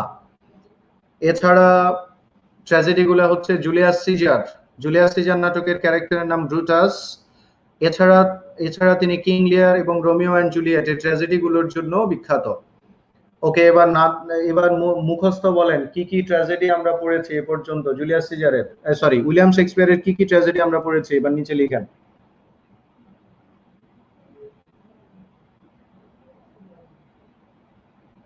রুমাল দিছে গরিব, আপনি কি দিতেন আপু? আচ্ছা, আরো কিছু ট্র্যাজেডি আছে এখানে। টিমন অফ অ্যাথেন্স, খেয়াল করেন টিমন অফ অ্যাথেন্স রয়েছে, এটা আনফিনিশড প্লে, এটা শেষ করে যেতে পারেননি উইলিয়াম শেক্সপিয়ার। উইলিয়াম শেক্সপিয়ারের আনফিনিশড প্লের নাম কি? উইলিয়াম শেক্সপিয়ারের আনফিনিশড প্লের নাম কি? অসমাপ্ত নাটক। উইলিয়াম শেক্সপিয়ারের অসমাপ্ত নাটকের নাম কি? টিমন অফ অ্যাথেন্স। টিমন of Athens. এছাড়া অ্যান্টনি অ্যান্ড ক্লিওপেট্রা রয়েছে উইলিয়াম শেক্সপিয়ারের, অ্যান্টনি অ্যান্ড ক্লিওপেট্রা। তবে সিজার অ্যান্ড ক্লিওপেট্রা নামে আরেকটা নাটক রয়েছে, সেটা লিখেছেন জিবি শ। বুঝতে পারতেছেন কিনা খেয়াল করেন। Caesar and Cleopatra, Caesar and Cleopatra কার লেখা? সিজার অ্যান্ড ক্লিওপেট্রা লিখেছেন George Bernard Shaw. Caesar and Cleopatra লিখেছেন জর্জ বার্নার্ড শ। আর অ্যান্টনি অ্যান্ড ক্লিওপেট্রা লিখেছেন William Shakespeare. Antony and Cleopatra লিখেছেন William Shakespeare, but Caesar and Cleopatra লিখেছেন George Bernard Shaw. Bernard Shaw লিখেছেন Caesar and Cleopatra. এছাড়া টিথাস অ্যাড্রোনিকাস এবং the Roman tragedy, এই সাহিত্যকর্মগুলো William শেক্সপিয়ারের ট্র্যাজেডির অন্তর্ভুক্ত। Now let's have a talk on comedy. শেক্সপিয়ারের কমেডিগুলো একটু দেখে নিব। প্রথমত দেখেন দ্য টেম্পেস্ট। দ্য টেম্পেস্ট সম্পর্কে অনেক প্রশ্ন পরীক্ষায় এসেছে। প্রথমত, টেম্পেস্ট উইলিয়াম শেক্সপিয়ারের সোয়ান সং। সোয়ান সং মানে সর্বশেষ সাহিত্যকর্ম। উইলিয়াম শেক্সপিয়ারের সর্বশেষ সাহিত্যকর্মের নাম হচ্ছে দ্য টেম্পেস্ট এবং এটা একটা রোমান্টিক কমেডি ছিল। উইলিয়াম শেক্সপিয়ারের সর্বশেষ সাহিত্যকর্মের নাম ছিল দ্য টেম্পেস্ট এবং দ্য টেম্পেস্ট একটা রোমান্টিক কমেডি। এছাড়া কমেডির মধ্যে রয়েছে as you like it. As you like it, as you like ইটের দুইটা ক্যারেক্টার এখানে দেওয়া হয়েছে, একটা হচ্ছে রোসালিন্ড আর একটা হচ্ছে অরল্যান্ডো। রোসালিন্ড এবং Orlando as you like it এর মধ্যে দেওয়া হয়েছে, অ্যাজ ইউ লাইক ইট এর ক্যারেক্টার। এছাড়া এখানে আরো কিছু কমেডি লেখা হয়েছে, সেগুলো একটু বলে দিচ্ছি। 12th নাইট, আপনারা একটু আমার সাথে সাথে যদি মনে মনে হলেও বলেন তাহলে মোটামুটি আপনাদের কাজগুলো সহজ হয়ে যাবে।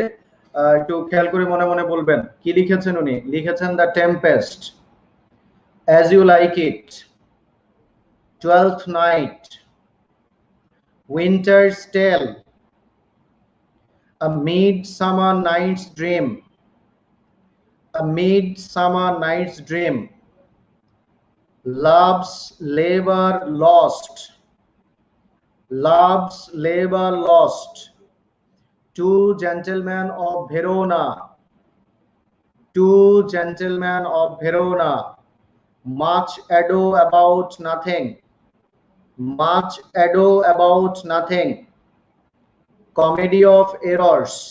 কমেডি অফ এরর্স এর বাংলা অনুবাদ হয়েছে ভ্রান্তি বিলাস। কমেডি অফ এরর্স এর বাংলা অনুবাদ হয়েছে ভ্রান্তি বিলাস। অনুবাদটা করেছেন ঈশ্বরচন্দ্র বিদ্যাসাগর। আবার বলছি, কমেডি অফ এরর্স এর বাংলা অনুবাদ হয়েছে ভ্রান্তি বিলাস নামে এবং ভ্রান্তি বিলাস এটা অনুবাদ করেছেন ঈশ্বরচন্দ্র বিদ্যাসাগর। এছাড়া ট্রেমিং অফ দ্য স্ট্রো এটা অনুবাদ করেছেন মুনির চৌধুরী এবং অনুবাদটির নাম ছিল মুখরা রমণী বশীকরণ। আচ্ছা, আপনাদেরকে যা পড়ানো হচ্ছে এটা পিডিএফ আকারে সম্ভবত আপনারা কালকে বা পরশু আপনাদের কনফিডেন্সের পেজে পাবেন, সেখান থেকে ডাউনলোড করে পড়ে নিলে আপনারা আশা করি উপকৃত হবেন। এছাড়া ট্র্যাজিক কমেডি রয়েছে, এখানে তিনটা লিখেছি উইলিয়াম শেক্সপিয়ারের ট্র্যাজিক কমেডি। একটা হচ্ছে merchant of Venice. Merchant of ভেনিসের দুইটা ক্যারেক্টার অ্যান্টোনিও এবং শাইলক, মনে রাখবেন মার্চেন্ট অফ ভেনিসের দুইটা ক্যারেক্টার অ্যান্টোনিও এবং Shylock. Merchant of Venice it was written about a Jew সম্পর্কে লেখা হয়েছে, ইট ওয়াজ রিটেন অ্যাবাউট আ জু।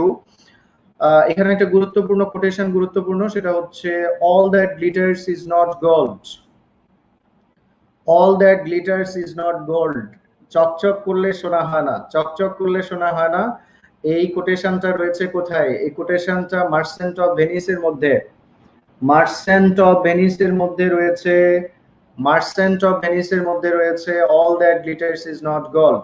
এছাড়াও উইলিয়াম শেক্সপিয়ারের দুটো ট্র্যাজিক কমেডি রয়েছে, একটা হচ্ছে all's well that ends well, all's well that ends well এবং measure for measure, measure for measure এবং all's well that ends well, merchant of Venice, এগুলোকে tragic comedy বলবেন। ওকে, এরপরে আসেন জ্যাকোবিয়ান পিরিয়ড। জ্যাকোবিয়ান পিরিয়ডে সব সময় মনে রাখবেন, এখন ক্লাসে শিখতে পারেন বা না পারেন, বাসার বইপত্র থেকে অবশ্যই জ্যাকোবিয়ান পিরিয়ডে জন ডান সম্পর্কে পড়বেন। জন ডান থেকে প্রশ্ন হয়েছে, 40-এ হয়েছে, এর আগের বিসিএস গুলোতেও প্রশ্ন হয়েছে। জন ডান আপনাদের স্টাডি করার জন্য খুবই গুরুত্বপূর্ণ। জ্যাকোবিয়ান পিরিয়ডের জন ডান, জন ডান কে ছিলেন? জন ডান ছিলেন father of metaphysical poem, metaphysical পয়েমের পিতা ছিলেন জন ডান। মেটাফিজিক্যাল পয়েম সম্পর্কে একটু স্টাডি করে নেন। মেটাফিজিক্যাল পয়েম হচ্ছে, হ্যাঁ দিব, আচ্ছা একটু পরে হ্যাঁ কমেন্ট আছে, ও বেশি সময় তো নাই। আচ্ছা, metaphysical poem a type of poetry, metaphysical poem হচ্ছে a type of poetry which deals with abstract, thoughtful and philosophical subjects. Metaphysical poem হচ্ছে এক প্রকারের পোয়েট্রি যেটা অ্যাবস্ট্রাক্ট কোনো কিছু নিয়ে লেখা হয়, অ্যাবস্ট্রাক্ট কোনো কিছু অথবা ফিলোসফিক্যাল কোনো কিছু নিয়ে যেটা লেখা হয় সেটাকে আমরা মেটাফিজিক্যাল বলি। অর্থাৎ মেটাফিজিক্যাল পয়েমের মধ্যে শারীরিক মেটাফিজিক্যাল পয়েমের মধ্যে শারীরিক কোনো কিছুর উপস্থিতি থাকে না, সাধারণত অ্যাবস্ট্রাক্ট কোনো কিছু অথবা ফিলোসফিক্যাল কোনো কিছুর উপস্থিতি থাকে। সোজা কথা যদি বলি তাহলে যে সকল কবিতায় শারীরিক কোনো কিছুর উপস্থিতি না থেকে আধ্যাত্মিক কোনো কিছু, অ্যাবস্ট্রাক্ট কোনো কিছু, ফিলোসফিক্যাল কোনো কিছু, নেচার নিয়ে কোনো কিছু, লাভ নিয়ে কোনো কিছু থাকে, সে সকল কবিতাকে আমরা মেটাফিজিক্যাল পয়েম বলি। মেটাফিজিক্যাল পয়েমে এখানে দুজন বা তিনজনের নাম এখানে দেওয়া হয়েছে, জন ডান আছেন, অ্যান্ড্রু মার্ভেল, জর্জ হারবার্ট, এনারা মেটাফিজিক্যাল পোয়েট্রি লেখেন বিখ্যাত। তবে মেটাফিজিক্যাল পয়েমের জনক হচ্ছেন জন ডান। এছাড়া জন ডান সম্পর্কে আরো দুটো তথ্য মনে রাখবেন, একটা হচ্ছে তিনি ফার্স্ট মেটাফিজিক্যাল পয়েট, প্রথম মেটাফিজিক্যাল কবি। ইংলিশ লিটারেচারের প্রথম মেটাফিজিক্যাল কবি কে? উত্তর হচ্ছে জন ডান। এছাড়া জন ডানকে বলা হয় পয়েট অফ লাভ, ভালোবাসার কবি। খেয়াল করবেন জন ডান সম্পর্কে father of metaphysical poem, first metaphysical poet এবং পয়েট অফ লাভ, এই তথ্যগুলো জন ডানের। সাহিত্যকর্মগুলো দেখেন জন ডানের। জন ডান লিখেছেন the good morrow, the good morrow, আমার সাথে সাথে বলেন the good morrow, the sun rising, the sun rising, the sun rising John Donne লিখেছেন, কিন্তু আরেকটা সান আছে, the sun also rises, the sun also rises, the sun also rises লিখেছেন Ernest Hemingway, the sun also rises লিখেছেন Ernest Hemingway, but the sun rising লিখেছেন John Donne. এছাড়া তিনি লিখেছেন the canonization, the canonization, canonization মানে হচ্ছে purification, আত্মশুদ্ধিকরণ, canonization পবিত্রকরণ বা আত্মশুদ্ধিকরণ। এছাড়া লিখেছেন valediction forbidding mourning, valediction forbidding mourning, the good morrow, sun rising, canonisation, valediction forbidding mourning, এই সাহিত্যকর্মগুলো কে লিখেছেন? এগুলো লিখেছেন জন ডান।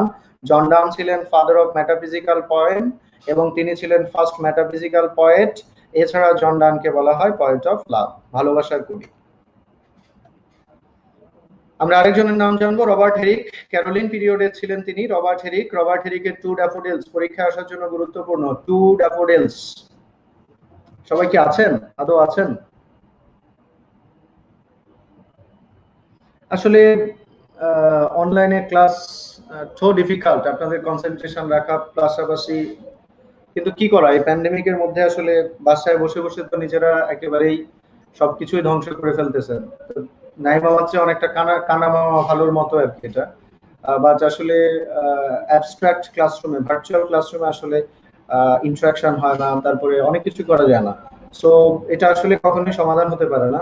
আপনারা যেরকম ক্লাসরুমের টেস্ট পাচ্ছেন না, আমিও আসলে আপনাদেরকে মিস করছি, ক্লাসরুমটা খুবই মিস করছি। সো রবার্ট হেরিকের টু ড্যাফোডিলস, এটা গুরুত্বপূর্ণ। টু ড্যাফোডিলস এর থিম লেখা আছে, দেখেন, শর্ট লিভড হিউম্যান লাইফ, মানব জীবন যে সংক্ষিপ্ত, সেই শর্ট লিভড হিউম্যান লাইফ সম্পর্কে লিখেছেন টু ড্যাফোডিলস। টু ড্যাফোডিলসটা কে লিখেছেন? টু ড্যাফোডিলস লিখেছেন রবার্ট হেরিক। খেয়াল করবেন, টু ড্যাফোডিলস কে লিখেছেন? উত্তর হচ্ছে রবার্ট হেরিক। রবার্ট হেরিক ছিলেন ক্যারোলিন পিরিয়ডের রাইটার, তিনি লিখেছেন টু ড্যাফোডিলস, এবং টু ড্যাফোডিলস এর মধ্যে শর্ট লিভড হিউম্যান লাইফ সম্পর্কে বলেছেন। দ্য ড্যাফোডিলস নামে আরেকটা লেখা আছে, সেটা লিখেছেন উইলিয়াম ওয়ার্ডসওয়ার্থ। খেয়াল করবেন, টু ড্যাফোডিলস, টু ড্যাফোডিলস কে লিখেছেন? Robert Herrick. টু ড্যাফোডিলস কে লিখেছেন? Robert Herrick. এবং টু ড্যাফোডিলস এ কি রয়েছে? শর্ট লিভড হিউম্যান লাইফ, মানব জীবনের সংক্ষিপ্ততা। কিন্তু দ্য ড্যাফোডিলস নামে যে সাহিত্যকর্মটা, সেটা লিখেছেন উইলিয়াম ওয়ার্ডসওয়ার্থ রোমান্টিক পিরিয়ডে। কমনওয়েলথ পিরিয়ডে আমরা একজনের নাম শিখব, থমাস হবস। থমাস হবসকে বলা হয় পলিটিক্যাল ফিলোসোফার। কমনওয়েলথ পিরিয়ডে Thomas Hobbes political philosopher. Let's have a talk on new classical period. New classical, খেয়াল করেন, নিউ ক্লাসিক্যাল পিরিয়ডটা শুরু হয়েছে কবে? 1660 সালে। খেয়াল করেন, ডিউরেশনটা খেয়াল করেন। নিউ ক্লাসিক্যাল পিরিয়ড 1660 সালে শুরু হয়ে 1798 সালে শেষ হয়। সবাই মনোযোগ দেন। নিউ ক্লাসিক্যাল পিরিয়ড শুরু হয়েছে 1660 সালে, শেষ হয়েছে 1798 সালে। এবং নিউ ক্লাসিক্যাল পিরিয়ডকে তিনটা সাব পিরিয়ডে ভাগ করা হয়েছে, তিনটা বিশেষ পিরিয়ডে নিউ ক্লাসিক্যাল পিরিয়ডকে ভাগ করা হয়েছে। ভাগগুলো কি? ভাগগুলো একটু দেখে নেন।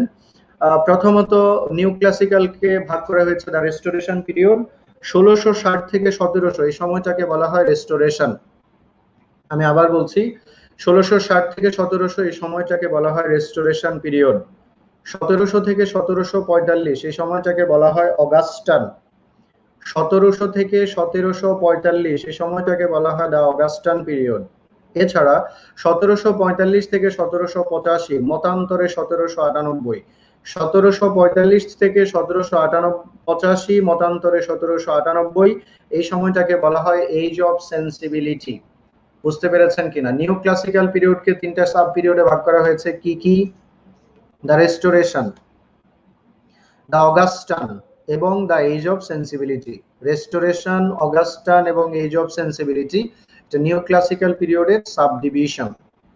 রেস্টোরেশন পিরিয়ডে আমরা একজনের নাম শিখব, জন মিল্টনের নাম। খুব দ্রুত করতে হবে, আমার হাতে সময় একদমই নাই, খুব দ্রুত বলে যাব, আপনারা পরে পিডিএফ পেলে ওটার সাথে মিলিয়ে মোটামুটি স্টাডি করে নিন। রেস্টোরেশন পিরিয়ডে একজনের নাম জন মিল্টন। জন মিল্টন ছিলেন এপিক পয়েট, মহাকাব্যের কবি। Mister Milton was an epic poet. মুখস্থ করে ফেলেন, Milton was an epic poet. মহাকাব্যের কবি ছিলেন কে? উত্তর জন মিল্টন। এপিকের সংজ্ঞাটা এখানে দেয়া হয়েছে। এপিকের সংজ্ঞা কি দেখেন, এপিকের সংজ্ঞা হচ্ছে a long narrative poem, a long narrative poem depicting heroic deeds and adventures. একটা লং ন্যারেটিভ পয়েম যেখানে হিরোইক ডিডস অ্যান্ড অ্যাডভেঞ্চার থাকে, সেটাকে ইংলিশ লিটারেচারে এপিক বলা হয়েছে। আমি আবার বলছি, ইংলিশ লিটারেচারে এপিক বলা হয়েছে a long narrative poem depicting heroic deeds and adventures. Heroic deeds and adventure সম্বলিত লং ন্যারেটিভ পয়েমকে ইংলিশ লিটারেচারে এপিক বলা হয়। Tennyson followed his blank verse. মিল্টনের যে ব্ল্যাঙ্ক ভার্স গুলো ছিল, সেই ব্ল্যাঙ্ক ভার্স গুলো ফলো করেছেন কে? টেনিসন, আলফ্রেড টেনিসন, ভিক্টোরিয়ান পিরিয়ডের রাইটার। ভিক্টোরিয়ান পিরিয়ডের রাইটার আলফ্রেড টেনিসন জন মিল্টনের ব্ল্যাঙ্ক ভার্স ফলো করেছেন। এখন ব্ল্যাঙ্ক ভার্স মানে কি? ব্ল্যাঙ্ক ভার্স মানে হচ্ছে, blank verse is a poetry without rhyme. Rhyme ছাড়া যে পোয়েট্রি, রাইম নাই, যে পোয়েট্রির মধ্যে রাইম নাই, সেটাকে ব্ল্যাঙ্ক ভার্স বলা হয়। এবং এখানে ব্র্যাকেটে দেওয়া হয়েছে আর রাইমলেস পয়েম। ব্ল্যাঙ্ক ভার্স মিন্স আর রাইমলেস পয়েম, যে পয়েমের মধ্যে কোনো রাইম নাই, সেই পয়েমটাকে আমরা ব্ল্যাঙ্ক ভার্স বলি। প্যারাডাইস লস্ট, মাই লাস্ট ডাচেস। প্যারাডাইস লস্ট এর মধ্যে ব্ল্যাঙ্ক ভার্সের প্রয়োগ রয়েছে, একই সাথে মাই লাস্ট ডাচেস এর মধ্যেও ব্ল্যাঙ্ক ভার্সের প্রয়োগ রয়েছে। পরীক্ষায় যদি প্রশ্ন করা হয় ব্ল্যাঙ্ক ভার্সের উদাহরণ কি, উত্তর কি দিবেন? উত্তর দিবেন প্যারাডাইস লস্ট জন মিল্টনের, অথবা মাই লাস্ট ডাচেস। মাই লাস্ট ডাচেস কিন্তু জন মিল্টনের না, অন্য কারো। বলতে পারবেন কার? রবার্ট ব্রাউনিং এর। রবার্ট ব্রাউনিং এর মাই লাস্ট ডাচেসও ব্ল্যাঙ্ক ভার্সে লেখা হয়েছে। তাহলে মিল্টন সম্পর্কে আপনাদের আবারও বলছি, মিল্টন ছিলেন একজন এপিক পয়েট। এপিক মানে কি? A long narrative poem that depicts heroic deeds and adventures. Heroic deeds and adventure সম্বলিত ন্যারেটিভ পোয়েমকে আমরা এপিক বলি। আচ্ছা, his writings lack of humour. কার রাইটিং? মিল্টনের লেখাগুলো। মিল্টনের লেখাগুলো লেক অফ হিউমার ছিল, হিউমারের অভাব ছিল মিল্টনের লেখাগুলোতে। Moral adoration was found in his writing. তার লেখাগুলোতে বেশিরভাগ সময় মোরাল অ্যাডর্শন পাওয়া গিয়েছে, মোরালিটি পাওয়া গিয়েছে, নৈতিকতা, নীতি নৈতিকতা সম্বন্ধীয় লেখা লিখেছেন বিশেষ করে জন মিল্টন। এছাড়া মিল্টনের সাহিত্যকর্মগুলো আপনারা জানেন অনেকেই, আমি এখানে আরেকবার দেখেছি, একবার দেখে নেন। প্যারাডাইস লস্ট, প্যারাডাইস লস্ট মিল্টনের সাহিত্যকর্ম। এখানে দেখেন ব্র্যাকেটে লিখে দিয়েছি রিটেন ইন ব্ল্যাঙ্ক ভার্স। মিল্টনের প্যারাডাইস লস্টটা ব্ল্যাঙ্ক ভার্সে লেখা হয়েছে, এবং প্যারাডাইস লস্টে জন মিল্টন আসলে দেখিয়েছেন the first disobedience of human being. মানব জাতির প্রথম অবাধ্যতা, মানব জাতি যে প্রথম অবাধ্য হয়েছে। আপনারা যারা মুসলিম আছেন তারা জানেন মানব জাতির সর্বপ্রথম আদম এবং হাওয়াকে তৈরি করে বেহেশতে যখন রাখলো, তারা শয়তানের প্ররোচনায় পড়ে একটা নিষিদ্ধ ফল খেলেন, খাওয়ার পরে জান্নাত থেকে বিতাড়িত হলেন। সেই যে ডিসঅবিডিয়েন্স হিউম্যান বিং এর, মানব জাতির প্রথম অবাধ্যতা, সেই প্রথম অবাধ্যতাই নিয়েই আসলে প্যারাডাইস লস্ট লেখা হয়েছে। আমরা যে এখন অনেক অবাধ্য হই, অনেকে বাবার কথা শুনি না, মায়ের কথা শুনি না, অথবা বিভিন্ন মানুষের কথা শুনি না, এই যে অবাধ্যতা, এটা তো আমরা আসলে আজকেই প্রথম হইনি। এই অবাধ্যতাটা প্রথম যে হয়েছিল সেই বিষয়টাই মূল প্রতিপাদ্য প্যারাডাইস লস্টে। এছাড়া জন মিল্টন প্যারাডাইস রিগেইন্ডের জন্য বিখ্যাত। তিনি আরেকটা সাহিত্য লিখেছেন লাইসিদাস, সরি আরেকটা না, আরো অনেকগুলো লিখেছেন, বাট আমরা এখানে লাইসিদাস আরেকটা লিখেছি। লাইসিদাস একটা এলিজি, এলিজির একটা লিটারেরি টার্ম। এটা আপনারা আমাদের জুয়েল স্যার যখন লিটারেরি টার্মের ক্লাস নেবেন তখন পাবেন এলিজির সংজ্ঞা। এই এলিজিটা, এই শোক গাথাটা, লাইসিদাস নামে এই এলিজি বা শোক গাথাটা লেখা হয়েছে written at the death of Edward King, his friend. মিল্টনের একজন বন্ধুর নাম হচ্ছে এডওয়ার্ড কিং, এবং এই এডওয়ার্ড কিং এর মৃত্যুতে শোক করে তিনি একটা এলিজি লিখেছেন। এলিজিটার নাম হচ্ছে লাইসিদাস। তাহলে কি তথ্য মনে রাখবেন? জন মিল্টন একজন এপিক পয়েট। সাহিত্যকর্মগুলো প্যারাডাইস লস্ট, প্যারাডাইস রিগেইন্ড এবং লাইসিদাস। প্যারাডাইস লস্ট লেখা হয়েছে ব্ল্যাঙ্ক ভার্সে। লাইসিদাস একটা এলিজি, লেখা হয়েছে ওনার একজন বন্ধু এডওয়ার্ড কিং এর মৃত্যুতে। এখানে এলিজি সংজ্ঞা আমি অবশ্য দিয়ে দিয়েছি, এলিজি সংজ্ঞাটা একটু দেখে নেন। কি সংজ্ঞাটা দেখেন? A song of lamentation or mourning. Lamentation অথবা মর্নিং, বিলাপ করা, সোজা কথা। এলিজি মিন্স বিলাপ করা। A song of lamentation is called elegy. It is a mournful lyric poem for the death of an individual or a tragic event. সাধারণত কোনো tragic event অথবা কারো মৃত্যুতে শোক করে এলিজি লেখা হয় সাধারণত। এখানে একটা উদাহরণ আছে এলিজির। Elegy written in a country churchyard. Elegy written in a country churchyard, এটা একটা সাহিত্যকর্মের নাম এবং এটা একটা এলিজি। আর এই এলিজিটা লিখেছেন কে? লিখেছেন থমাস গ্রে। থমাস গ্রে নামে একজন জেন্টলম্যান লিখেছেন। কি লিখেছেন? Elegy written in a country churchyard. এবং এটা লেখা হয়েছে at the death of all villagers. গ্রামবাসীদের মৃত্যুতে শোক করে elegy written in a country churchyard লিখেছেন থমাস গ্রে। এছাড়া শেলি অ্যাডোনিয়াস লিখেছেন, শেলির অ্যাডোনিয়াস একটা এলিজি। এছাড়া টেনিসন্স ইন মেমোরিয়াম এবং মিল্টনস লাইসিদাস, এগুলো সবগুলো এক একটা এলিজি। এগুলো সম্পর্কে আপনারা আরো বিস্তারিত জুয়েল স্যারের ক্লাসে পাবেন আশা করি। পরবর্তী প্রসঙ্গ জন রাইডেন। জন রাইডেন ছিলেন one of the greatest political satirist. Political satirist হিসেবে বিখ্যাত ছিলেন কে? পলিটিক্যাল স্যাটিরিস্ট হিসেবে বিখ্যাত ছিলেন কে? উত্তর হচ্ছে জন রাইডেন। জন রাইডেনকে বলা হয় ফাদার অফ মডার্ন ক্রিটিসিজম, আধুনিক ক্রিটিসিজমের জনক। আধুনিক ক্রিটিসিজমের জনক কে? উত্তর জন রাইডেন। আধুনিক ক্রিটিসিজমের জনক কে? উত্তর জন রাইডেন। সাহিত্যকর্মের মধ্যে উল্লেখযোগ্য Absalom and Achitophel. Absalom and অ্যাকিটোফেল,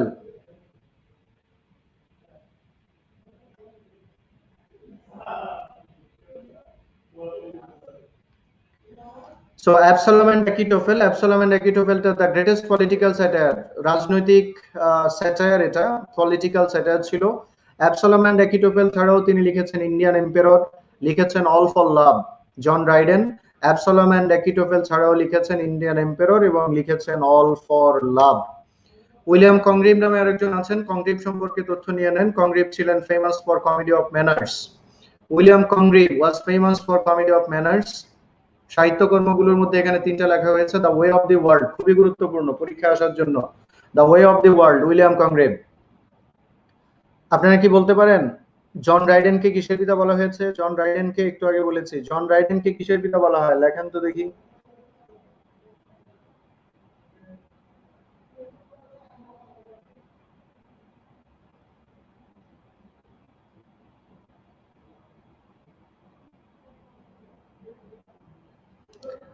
okay, William কংগ্রিভ, তিনি famous for comedy of manners. Comedy of manners এর জন্য বিখ্যাত ছিলেন। কমেডি অফ ম্যানার্স এর জন্য বিখ্যাত ছিলেন কে? উত্তর হচ্ছে উইলিয়াম কংগ্রিভ।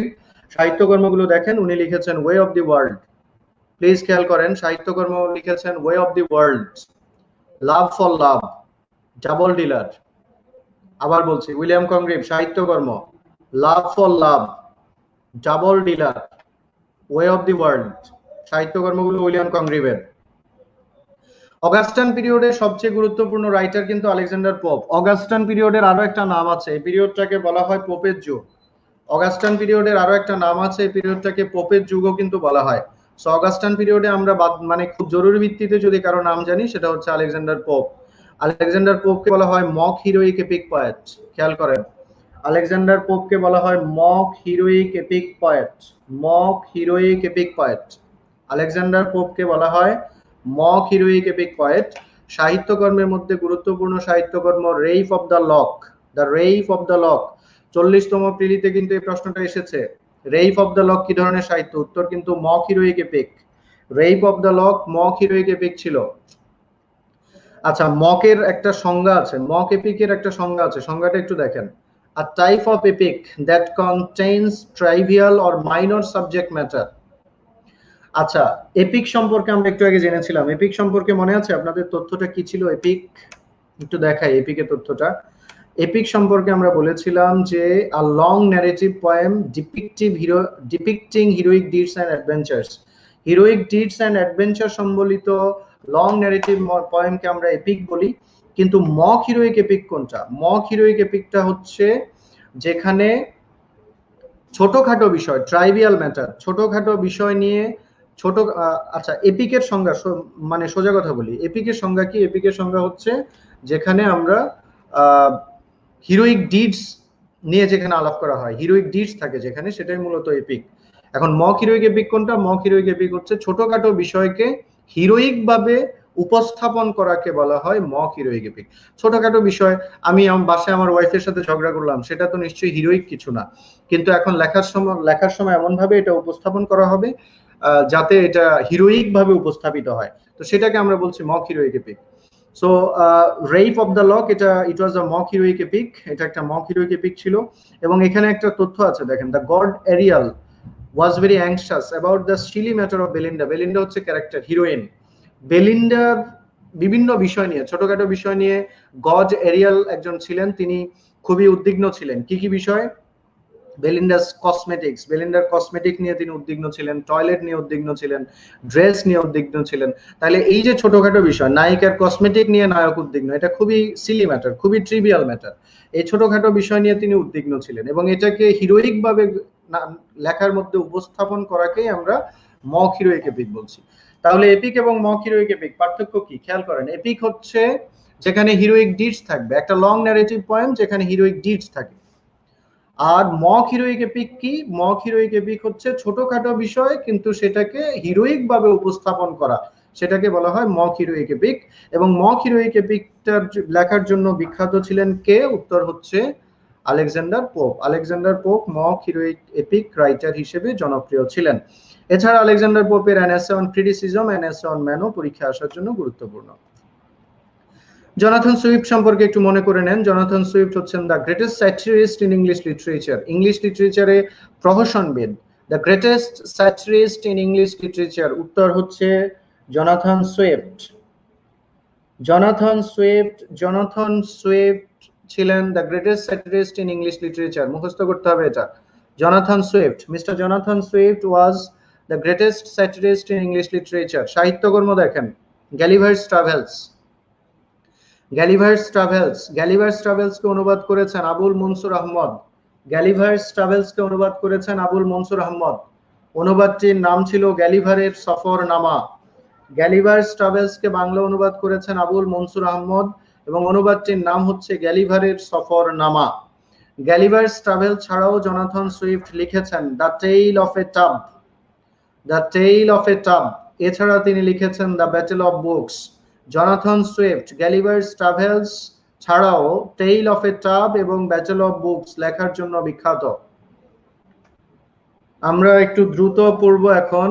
এজ অফ সেন্সিবিলিটিতে একজনের নাম শিখব, doctor Samuel Johnson. Age of সেন্সিবিলিটিতে আমরা একজনের নাম জানবো, তিনি হচ্ছেন ডক্টর স্যামুয়েল জনসন ছিলেন ফার্স্ট লেক্সিকোগ্রাফার, ইংলিশ লিটারেচারের প্রথম লেক্সিকোগ্রাফার মানে ওয়ান হু রাইটস ডিকশনারি। যিনি ডিকশনারি লিখেন ইংলিশ লিটারেচারে ওনাকে লেক্সিকোগ্রাফার বলা হয়। ইংলিশ লিটারেচারের প্রথম লেক্সিকোগ্রাফার ছিলেন, প্রথম ডিকশনারি লেখক ছিলেন ডক্টর স্যামুয়েল জনসন ইংলিশ লিটারেচারের প্রথম লেক্সিকোগ্রাফার ছিলেন এবং তিনি 1755 সালে সর্বপ্রথম ডিকশনারি লিখেছেন এবং সেই কারণে ডক্টর স্যামুয়েল জনসনকে ফাদার অফ ডিকশনারিও বলা হয়। স্যামুয়েল জনসন সম্পর্কে মনে রাখবেন, তিনি প্রথম লেক্সিকোগ্রাফার, তাকে ফাদার অফ ডিকশনারি বলা হয় এবং তার একটা সাহিত্যকর্ম রয়েছে আ প্রিফেস টু শেক্সপিয়ার। এগুলো স্যামুয়েল জনসনের লেখা। হেনরি ফিল্ডিং ইংলিশ লিটারেচারের উপন্যাসের জনককে ফাদার অফ ইংলিশ নোবেল? উত্তর হচ্ছে Jonathan Swift. Father of English novel কে জানতে চাওয়া হলে উত্তর দিব Henry Fielding. Father of English novel কে? উত্তর দিব হেনরি ফিল্ডিং। তবে অপশনে হেনরি ফিল্ডিং না থাকলে জনাথন সুইফট লেখা যাবে, বাট মূলত ফাদার অফ নোবেল হচ্ছেন হেনরি ফিল্ডিং। আবার বলছি, ফাদার অফ নোবেল হচ্ছেন মূলত হেনরি ফিল্ডিং। অপশনে ফিল্ডিং এর নাম না থাকলে সেক্ষেত্রে জনাথন সুইফট লেখা যাবে। হেনরি ফিল্ডিং এর তিনটা সাহিত্যকর্ম এখানে বলা হয়েছে, তিনটা সাহিত্যকর্ম বলা হয়েছে। কি কি খেয়াল করেন? টম জোন্স, আমি বলছি আবার ধীরে ধীরে বলছি, সবাই আমার সাথে সাথে মনে মনে বলেন টম জোন্স, এবং এটা the best work. Henry fielding এর সর্বোত্তম লেখা, সবচেয়ে ভালো লেখাটির নাম কি? হেনরি ফিল্ডিং এর সর্বোত্তম লেখাটির নাম কি? উত্তর হচ্ছে টম জোন্স। এছাড়া হেনরি ফিল্ডিং টম জোন্স ছাড়াও লিখেছেন হেনরি ফিল্ডিং লিখেছেন অ্যামেলিয়া এবং লিখেছেন জোসেফ অ্যান্ড্রিউস। আরেকবার বলি হেনরি ফিল্ডিং সাহিত্যকর্মগুলো: Tom Jones, Amelia, Joseph Andrews. Henry Fielding ছিলেন ফাদার অফ নোবেল। অপশনের মধ্যে ফাদার অফ নোবেল হিসেবে হেনরি ফিল্ডিং না থাকলে উত্তর দিতে হবে Jonathan Swift. Let's have a talk on romantic period. শুরু হয়েছে 1798 সালে এবং শেষ হয়েছে 1832 সালে। এসি ঠিক চলতেছে না? ঠিক করো। ঠান্ডা লাগতেছে? না, পাওয়ারফুল দিও না। পাওয়ারফুল দিও না। আচ্ছা, ওকে। রোমান্টিক পিরিয়ড সম্পর্কে আমাদের আসলে অনেকগুলো তথ্য আছে, তো আমি একটু দ্রুত করব, আপনারা একটু মনোযোগ দেন। যদি পরবর্তীতে আপনারা পিডিএফ পেলে তখন এটার সাথে মিলিয়ে পড়বেন, তাতে আমার মনে হয় আপনাদের দুর্বলতা কেটে যাবে। প্রথমত দেখেন কি বলা হয়েছে রোমান্টিক পিরিয়ড। আচ্ছা, ডিউরেশনটা দেখেন। 1798 সালে শুরু হয়, 1798 সালে শুরু হয় এবং শেষ হয় 1832 সালে। রোমান্টিক পিরিয়ড 1798 সালে শুরু হয়ে 1832 সালে শেষ হয়। Romantic period started after the publication of lyrical ballad প্রকাশিত হওয়ার মাধ্যমে রোমান্টিক পিরিয়ডের যাত্রা শুরু হয়। আবার বলছি, লিরিক্যাল ব্যালাড প্রকাশিত হওয়ার মাধ্যমে রোমান্টিক পিরিয়ডের যাত্রা শুরু হয়। লিরিক্যাল ব্যালাডের আরো একটা নাম আছে, the preface of lyrical ballad. Lyrical ব্যালাডকে প্রিফেস অফ লিরিক্যাল ব্যালাড ও বলা হয়, বলা হয়। আচ্ছা, লিরিক্যাল ব্যালাডটা প্রকাশিত হয়েছে 1798 সালে। আমি তথ্যটা আবার বলছি, 1798 1798 সালে লিরিক্যাল ব্যালাড প্রকাশিত হওয়ার মাধ্যমে রোমান্টিক পিরিয়ডের যাত্রা শুরু হয়।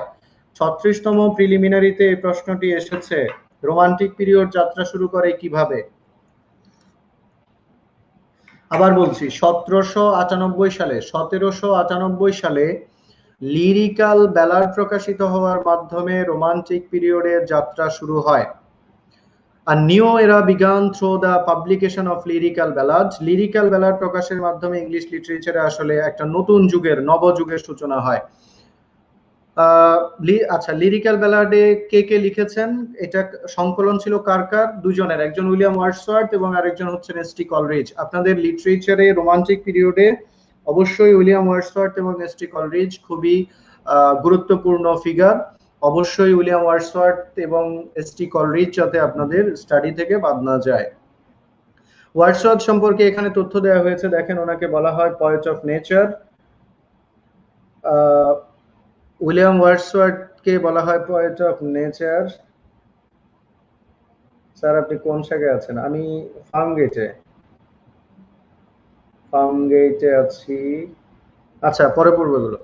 আচ্ছা, উইলিয়াম ওয়ার্ডসওয়ার্থকে বলা হয় পয়েট অফ নেচার, তাকে প্রকৃতির কবি বলা হয়। এছাড়া তাকে বলা হয় পয়েট অফ চাইল্ডহুড, শৈশবের কবি বলা হয়। 1843 সালে উইলিয়াম ওয়ার্ডসওয়ার্থ পয়েট লরেট হয়েছিলেন, ইংল্যান্ডের রাজসভা কবি হয়েছিলেন, the court poet of England. The court poet of England হয়েছেন উইলিয়াম ওয়ার্ডসওয়ার্থ। পয়েট লরেট হয়েছেন 1843 সালে। 1843 সালে উইলিয়াম ওয়ার্ডসওয়ার্থ ইংল্যান্ডের সভাকবি হয়েছিলেন, the court poet of England অথবা পয়েট লরেট হয়েছিলেন। উইলিয়াম ওয়ার্ডসওয়ার্থকে বলা হয় পয়েট অফ নেচার। এছাড়া উইলিয়াম ওয়ার্ডসওয়ার্থকে বলা হয় পয়েট অফ চাইল্ডহুড। সাহিত্যকর্মগুলো একটু দেখে নিব। ওনার সাহিত্যকর্মগুলো হচ্ছে ড্যাফোডিলস। সাহিত্যকর্মগুলো দেখেন, প্রথমত ড্যাফোডিলস কবিতার মধ্যে একটা রয়েছে I wandered lonely as a cloud. এটা প্রথম সেন্টেন্স এবং এটা হচ্ছে একটা সিমিলির উদাহরণ। সিমিলি সম্পর্কে আপনারা জানবেন, আমাদের জুয়েল স্যার পড়াবেন আপনাদেরকে হোয়াট সিমিলি মিনস। ওই ক্লাসটা আবারও বলছি, অবশ্যই মিস করবেন না। I saw a crowd, a host of golden daffodils. এটা একটা পার্সনিফিকেশনের উদাহরণ, এটাও পড়াবেন আমাদের স্যার, তখন জেনে নেবেন। 10,000 saw at a glance, it's an example of hyperbole. এবং ড্যাফোডিলস এর থিম কি? ড্যাফোডিলস এর থিম হচ্ছে নেচার হ্যাজ দ্য হিয়ালিং পাওয়ার। প্রকৃতির নিরাময় ক্ষমতা রয়েছে। নেচার হ্যাজ দ্য হিয়ালিং পাওয়ার, প্রকৃতির নিরাময় ক্ষমতা রয়েছে। এটা দ্য ড্যাফোডিলস কবিতার মূল থিম, প্রধান থিম। কিন্তু আমরা ক্যারোলিন পিরিয়ডে আরেকটা ড্যাফোডিলস পেয়েছিলাম, টু ড্যাফোডিলস নামের এই লেখাটা লিখেছিলেন Robert Herrick. To daffodils Caroline পিরিয়ডের রাইটিং, এবং সেখানে টু ড্যাফোডিলস এর থিম ছিল short living of human being. মানব জীবনের শর্ট লিভিং যে আছে, মানব জীবন যে সংক্ষিপ্ত যে জীবন, সেই সংক্ষিপ্ত জীবন নিয়ে লেখা হয়েছিল টু ড্যাফোডিলস, রবার্ট হেরিক। কিন্তু দ্য ড্যাফোডিলস বা ড্যাফোডিলস যেটা লিখেছেন উইলিয়াম ওয়ার্ডসওয়ার্থ, সেখানে তিনি সেটার মূল থিম ছিল নেচার হ্যাজ দ্য হিয়ালিং পাওয়ার, প্রকৃতির নিরাময় ক্ষমতা রয়েছে। উইলিয়াম ওয়ার্ডসওয়ার্থের আরো সাহিত্যকর্মগুলো আছে, এখানে দেখে নেবেন এক নজরে। দ্য প্রিলিউড লিখেছেন তিনি, the prelude, the excursion, the prelude, the excursion, the solitary reaper. Solitary মানে লোনলি, সলিটারি রিফার কে লিখেছেন? 36তম প্রিলিতে প্রশ্ন হয়েছে, সলিটারি রিফার কে লিখেছেন? উত্তর William Wordsworth. Solitary reaper, solitary মানে লনলি। লিখেছেন দ্য এক্সকারশন, লিখেছেন লুসি পয়েম, লিখেছেন দ্য রেইনবো নামে পয়েমটা লিখেছেন উইলিয়াম ওয়ার্ডসওয়ার্থ। রেইনবো নামে একটা নোবেল আছে, নোবেলটা লিখেছেন D H. Lawrence.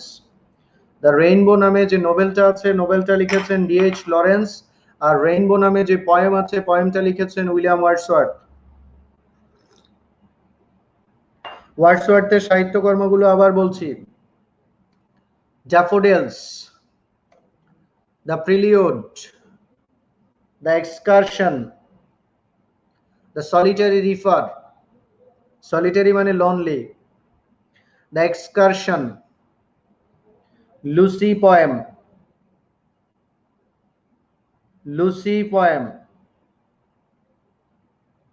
The rainbow poem. The rainbow নামে একটা নোবেল আছে, নোবেলটা লিখেছেন D H. Lawrence.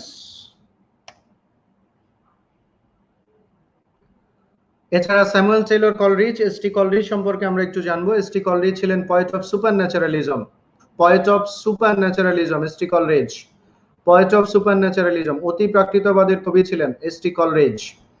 Coleridge refutes Wordsworth theory of poetry, Biographia লিটারেরিয়া, বায়োগ্রাফিয়া লিটারেরিয়ার মধ্যে কলরিজ উইলিয়াম ওয়ার্ডসওয়ার্থের কবিতার যে থিওরি ছিল সেটাকে তিনি খণ্ডন করেছেন। আবার বলছি, বায়োগ্রাফিয়া লিটারেরিয়ার মধ্যে, বায়োগ্রাফিয়া লিটারেরিয়ার মধ্যে উইলিয়াম ওয়ার্ডসওয়ার্থের যে থিওরি অফ পোয়েট্রি ছিল সেটাকে খণ্ডন করেছেন এসটি কলরিজ। কলরিজ ছিলেন representative of English romantic poetry, English romantic পোয়েট্রির একজন রিপ্রেজেন্টেটিভ ছিলেন এসটি কলরিজ। এসটি কলরিজ আফিম ইটার ছিলেন, আফিম খেতেন। এসটি কলরিজ আফিম ইটার ছিলেন, আফিম খেতেন। অপশনে যদি কখনো এসটি কলরিজের নাম উল্লেখ না থাকে, আমিন স্যামুয়েল টেইলর কলরিজের নাম যদি না থাকে, সেই ক্ষেত্রে জন কিটসের নাম লিখতে হবে। জন তো আফিম খেতেন, তবে তিনি এসটি কলরিজের মতো অতটা বেশি আসক্ত ছিলেন না। সো আফিম ইটার কে উত্তর হবে স্যামুয়েল টেইলর কলরিজ, আমিন এসটি কলরিজ। অপশনে এসটি কলরিজের নাম উল্লেখ না থাকলে সেক্ষেত্রে আমরা জন কিটসের নাম লিখবো। কলরিজের সাহিত্যকর্মগুলো এক নজরে দেখে নিব। The rime of the ancient mariner, rime of the ancient mariner, rime of the ancient ম্যারিনারের মধ্যে অ্যালবাট্রস নামক একটি পাখির উল্লেখ রয়েছে। অ্যালবাট্রস নামক একটি পাখির উল্লেখ রয়েছে কোথায়? উত্তর হচ্ছে rime of the ancient mariner. এছাড়া তিনি লিখেছেন কুবলা খান, কুবলা খানটা হচ্ছে dream and romantic poem, dream and romantic poem, dream এবং রোমান্টিক পয়েম ছিল Kubla Khan. Rime of the ancient ম্যারিনারের মধ্যে একটা পাখির উল্লেখ আছে, পাখিটার নাম হচ্ছে অ্যালবাট্রস। অ্যালবাট্রস নামক একটি পাখির উল্লেখ রয়েছে রাইম অফ দ্য অ্যানসিয়েন্ট ম্যারিনারের মধ্যে। এছাড়া তিনি লিখেছেন বায়োগ্রাফিয়া লিটারেরিয়া, বায়োগ্রাফিয়া লিটারেরিয়াটা একটা ক্রিটিক ওয়ার্ক ছিল। এছাড়া স্যামুয়েল টেইলর কলরিজ লিখেছেন ক্রিস্টাবেল, ক্রিস্টাবেল, এবং লিখেছেন dejection, dejection and ode, dejection and ode. Ode একটা লিটারি টার্ম, এটা আমরা লিটারি টার্মের ক্লাসে শিখব। Dejection and ode, Christabel, Biographia Literaria, rime of the ancient mariner, Kubla Khan, এই সাহিত্যকর্মগুলো স্যামুয়েল টেইলর কলরিজের, এসটি কলরিজের। শেলি সম্পর্কে একটু জানবো। শেলি ছিলেন রেভলিউশনারি পয়েট, পিবি শেলি। একটু খেয়াল করবেন সবাই, পিবি শেলি ছিলেন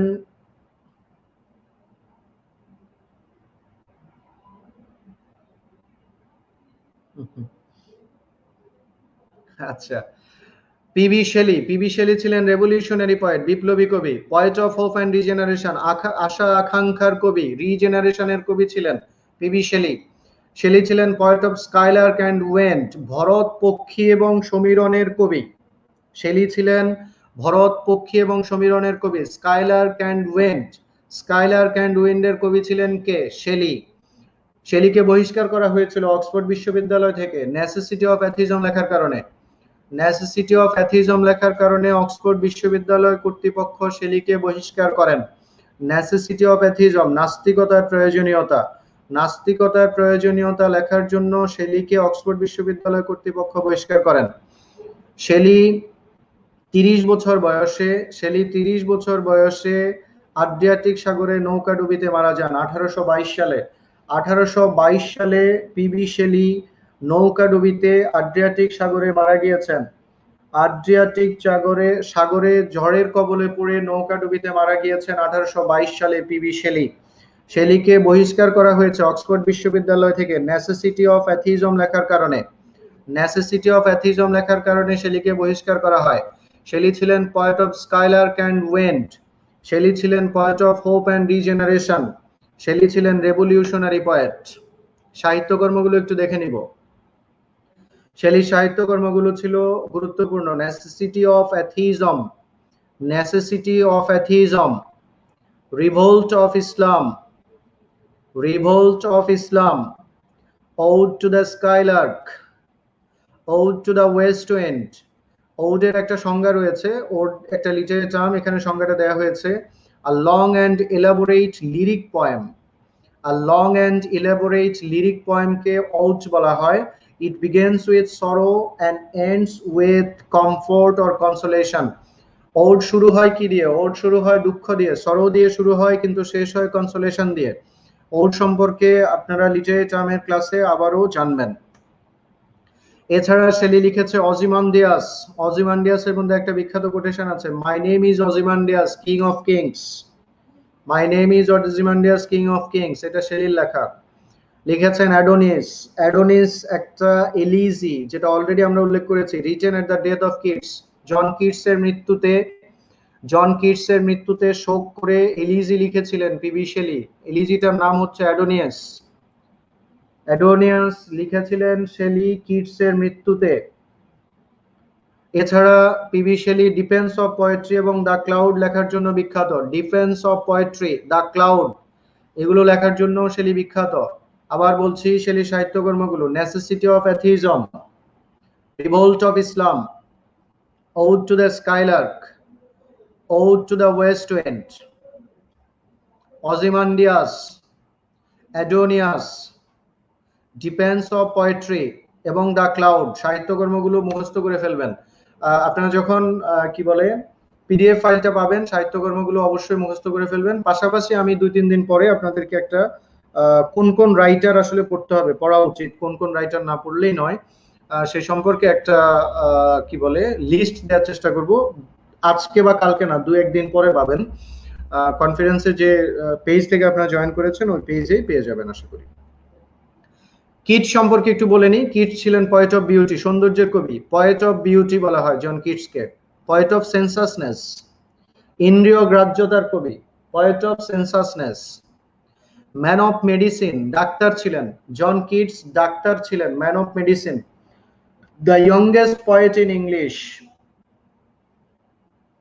the youngest poet in English, youngest poet ছিলেন শেলি, ইয়ংগেস্ট পয়েট ছিলেন Shelley, youngest poet in English literature. English লিটারেচারের সর্বকনিষ্ঠ কবিকে, উত্তর হচ্ছে জন কিটস।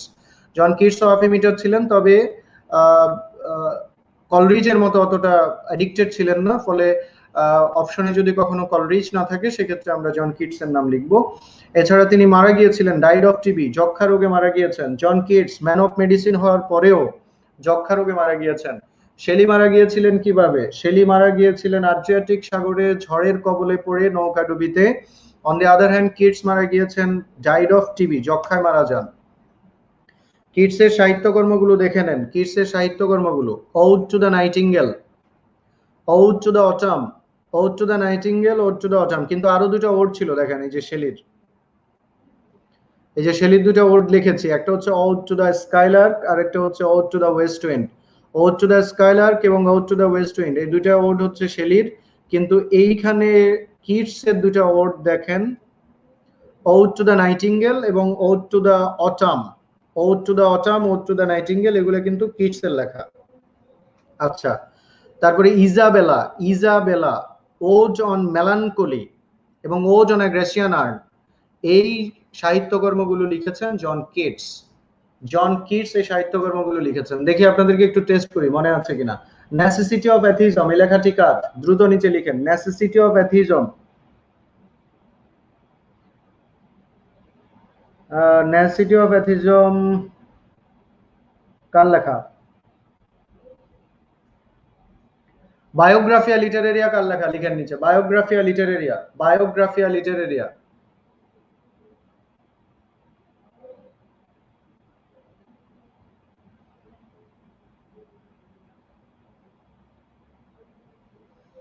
ওকে ওকে, জন কিটস সম্পর্কে আরেকবার বলছি। জন কিটস কয়েকটা, এই তানবীর, জন কিটস কয়েকটা সাহিত্যকর্ম লেখার জন্য বিখ্যাত। সাহিত্যকর্মগুলো আরেকবার দেখে নিব। Ode to the nightingale, ode to the autumn, Isabella, ode on melancholy, ode on a Grecian urn, এই সাহিত্যকর্মগুলোর জন্য জন কিটস বিখ্যাত ছিলেন। এখানে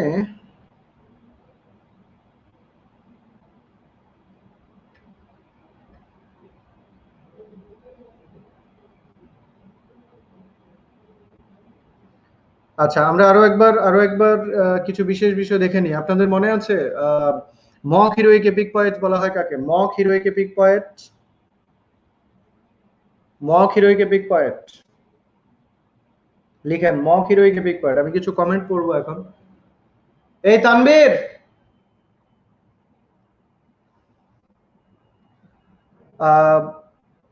কিডস সম্পর্কে সর্বশেষবারের মতো বলে দিচ্ছি, কিডস ছিলেন poet of beauty, poet of sensuousness, 2-3 minute আছে, poet of beauty, poet of sensuousness, man of medicine, the youngest poet in English.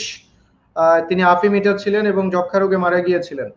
আচ্ছা, আপনাদেরকে আমি প্রায় শেষ পর্যায়ে আপনাদেরকে বই এবং লিটারেচার কি পড়বেন সে বিষয়ে আরেকটু কথা বলে নেই। সেটা হচ্ছে অবশ্যই অবশ্যই লিটারেচারের সবকিছু পড়তে যাবেন না, কারণ এটা আপনাদের আসলে সবকিছু পড়তে গিয়েও আসলে কোনো লাভ হবে না, কারণ আমাদের পরীক্ষায় স্পেসিফিক হতে হবে। এটা ওই যে প্রথমেই বলেছি সাধারণ জ্ঞানের মতো একটা বিষয়, সুতরাং লিটারেচারে আসলে সবকিছু পড়তে যাবেন না। পড়ার জন্য আমি আবারও বলছি, কনফিডেন্সের এই হ্যান্ডবুক অন ইংলিশ লিটারেচার বইটা পড়বেন। এটা শেয়ার মানে কাটার অপশন কই?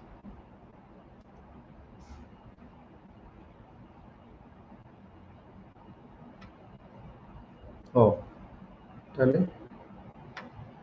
ও থ্যাংক ইউ। তো কনফারেন্সের বইটার মধ্যে যে জায়গাগুলোতে আপনারা দেখবেন যে কিছু বোল্ড করা অংশ আছে, ওই বোল্ড করা অংশগুলো পড়বেন, এটা খুবই গুরুত্বপূর্ণ। নাম্বার 1। নাম্বার 2 হচ্ছে যে রাইটাররা মোটামুটি কি বলে আপনার নাম শুনেছেন দু একবার, সে রাইটারগুলো পড়ার চেষ্টা করবেন।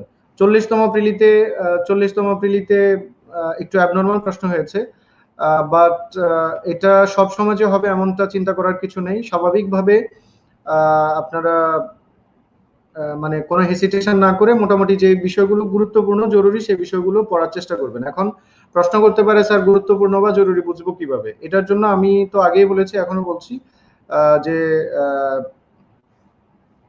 স্যারের বউ স্যারকে 10টার মধ্যে বাসায় যেতে বলছে। আচ্ছা আচ্ছা, তো সেক্ষেত্রে আপনারা যেটা করবেন, ওই যে আমি লিস্ট যেটা দিব সেই লিস্টটা পড়বেন, পাশাপাশি আবারও বলছি কনফারেন্সের বইটা থেকে যে জায়গাগুলো বোল্ড করা আছে সেই জায়গাগুলো পড়বেন। এছাড়া যদি সুযোগ হয়,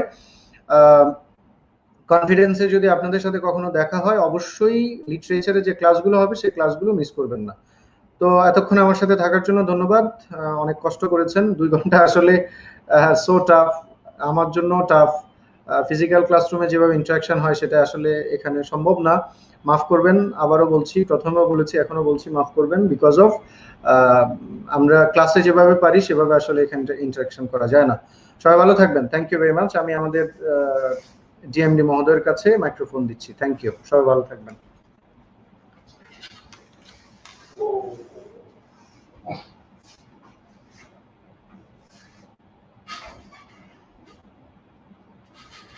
আসসালামু আলাইকুম। রাহাত ভাই কেমন ক্লাস নিয়েছেন আজকে? একটু কমেন্ট করে জানান। আসলে দুটি ক্লাসে সকল কিছু দেওয়া সম্ভব না, যেহেতু আমাদের শিডিউল ক্লাসে 6টি ক্লাস, এখানে এগুলো ক্রমান্বয়ে শেষ করতে হয়। খুব যেহেতু ইংরেজি সাহিত্য আমাদের সকলেরই অজানা, আমি নিজেও ইংরেজি সাহিত্য টুকটাক বুঝি, কিন্তু বেসিক্যালি ইংরেজি সাহিত্য এবং হচ্ছে কম্পিউটার, এই দুটো জিনিস ভালো বুঝি না। যাই হোক, তা আমার না বুঝলেও চলবে, কারণ পরীক্ষা টরীক্ষা দেওয়ার সুযোগ নেই, আর দিব না ইনশাল্লাহ, দেওয়ার সুযোগ নেই। তো অনেক ভালো ক্লাস নিয়েছেন, থ্যাংক ইউ। রিমা আক্তার বলছেন thank you sir for your nice presentation, thanks স্যারকে। যাই হোক, আপনাদেরকে আমি এর আগেও বলেছি, আবার একটু জানতে চাচ্ছি আপনাদের প্রস্তুতি কেমন হচ্ছে। যেহেতু পরিস্থিতি ক্রমান্বয়ে নর্মাল হচ্ছে, বাইরে এখন ঢাকা বের হলে বিভিন্ন জায়গায় জ্যামে পড়তে হচ্ছে, তার মানে আমরা বুঝতেছি পরিস্থিতি নর্মাল হয়ে যাচ্ছে, যার কারণে হচ্ছে আগামী মাসে হয়তো স্কুল কলেজ যদি খুলে দেয় আমাদের পরীক্ষাটা সন্নিকটে চলে আসবে। সেক্ষেত্রে এই জন্য আপনাদের কাছে রিকোয়েস্ট থাকবে যে কনফিডেন্স যেহেতু উদ্যোগী হয়ে আপনাদেরকে প্রস্তুতির মানে আপনাদের প্রস্তুতির সহায়ক হওয়ার চেষ্টা করেছে, আপনারা একটু বাসায় পড়ালেখা করে আপনাদের প্রস্তুতিটা শানিত করার চেষ্টা করবেন।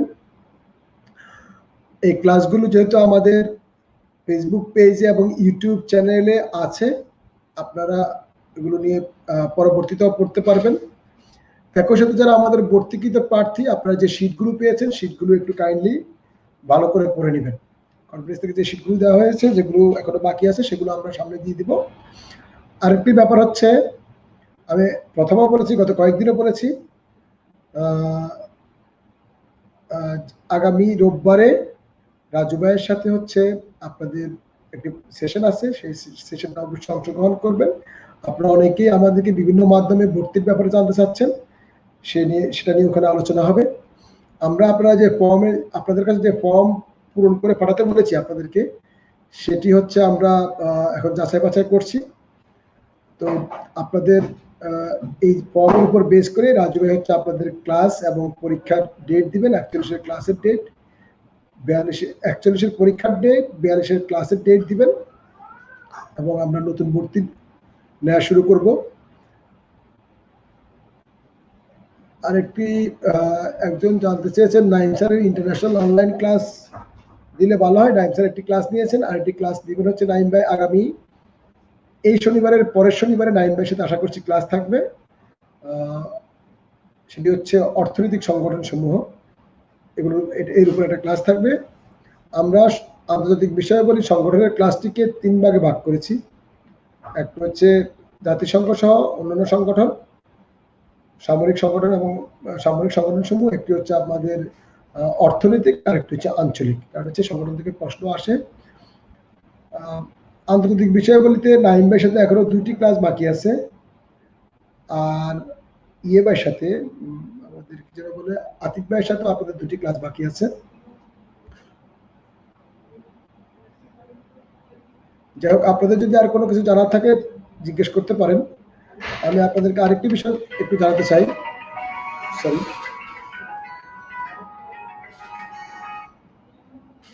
আমাদের কনফিডেন্সের আমরা আপনাদেরকে যে ক্লাসগুলো দিচ্ছি, এটা যেহেতু 41তম বিসিএস প্রার্থীদের জন্য অনেকাংশেই হচ্ছে সামারাইজ ক্লাস, কিন্তু আমাদের ফুল কোর্সে ক্লাস হচ্ছে 131টা। সাথে আমাদের পূর্ণাঙ্গ কোর্সে 44টা পরীক্ষা থাকে, কখনো কখনো 44টা পরীক্ষা আরো বেড়ে যায়, প্লাস লেকচারশিট থাকে, প্লাস কনফিডেন্সের লাইব্রেরি ব্যবহার করার ফ্যাসিলিটিস থাকে, এছাড়াও অন্যান্য কিছু সাপোর্টিং হেল্প থাকে, যেটা অনলাইনে আসলে সম্ভব নয়। তো অনলাইনে আমরা শুধু ক্লাসগুলো দিয়ে যাচ্ছি এবং সব ক্লাসও দেওয়া সম্ভব নয়। যখন যারা 42-এর প্রার্থীরা আছেন, 42-এর প্রার্থীদেরকে আমরা তো মানে 131টা ক্লাসই দিব। সেক্ষেত্রে স্যাররা আপনাদের প্রত্যেকের কমেন্ট অনুসারে উত্তর করতে পারবেন। আপনাদের মানে অনেকটাই হচ্ছে আপনাদের লাইভ ক্লাসরুম প্রেজেন্টেশনের মতো ক্লাসগুলো হবে, যদিও 100% সম্ভব নয়, কিন্তু অনেকাংশই হবে। কারণ হচ্ছে তখন হচ্ছে স্যার পড়াবে, পড়িয়ে আপনাদের কাছে জানতে চাইবে, আপনারা কমেন্ট করে জানাতে পারবেন।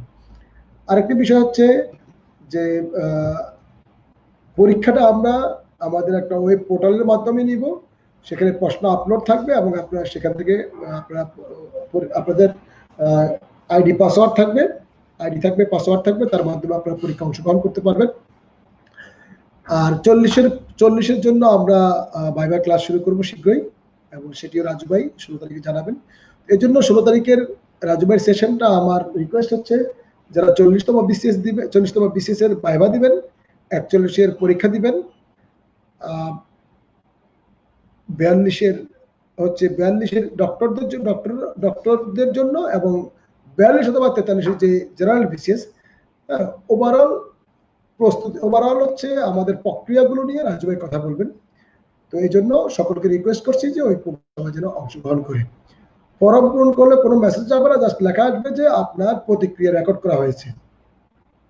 ফর্ম যারা পূরণ করতে মিস করেছেন, তাহমিনা তানি নামে একজন বলেছেন ফর্ম পূরণ করতে মিস করেছেন, করলে আপনার ব্রাঞ্চের ম্যানেজারের সাথে কথা বলেন, কোনো সমাধান নিশ্চয়ই পাবেন।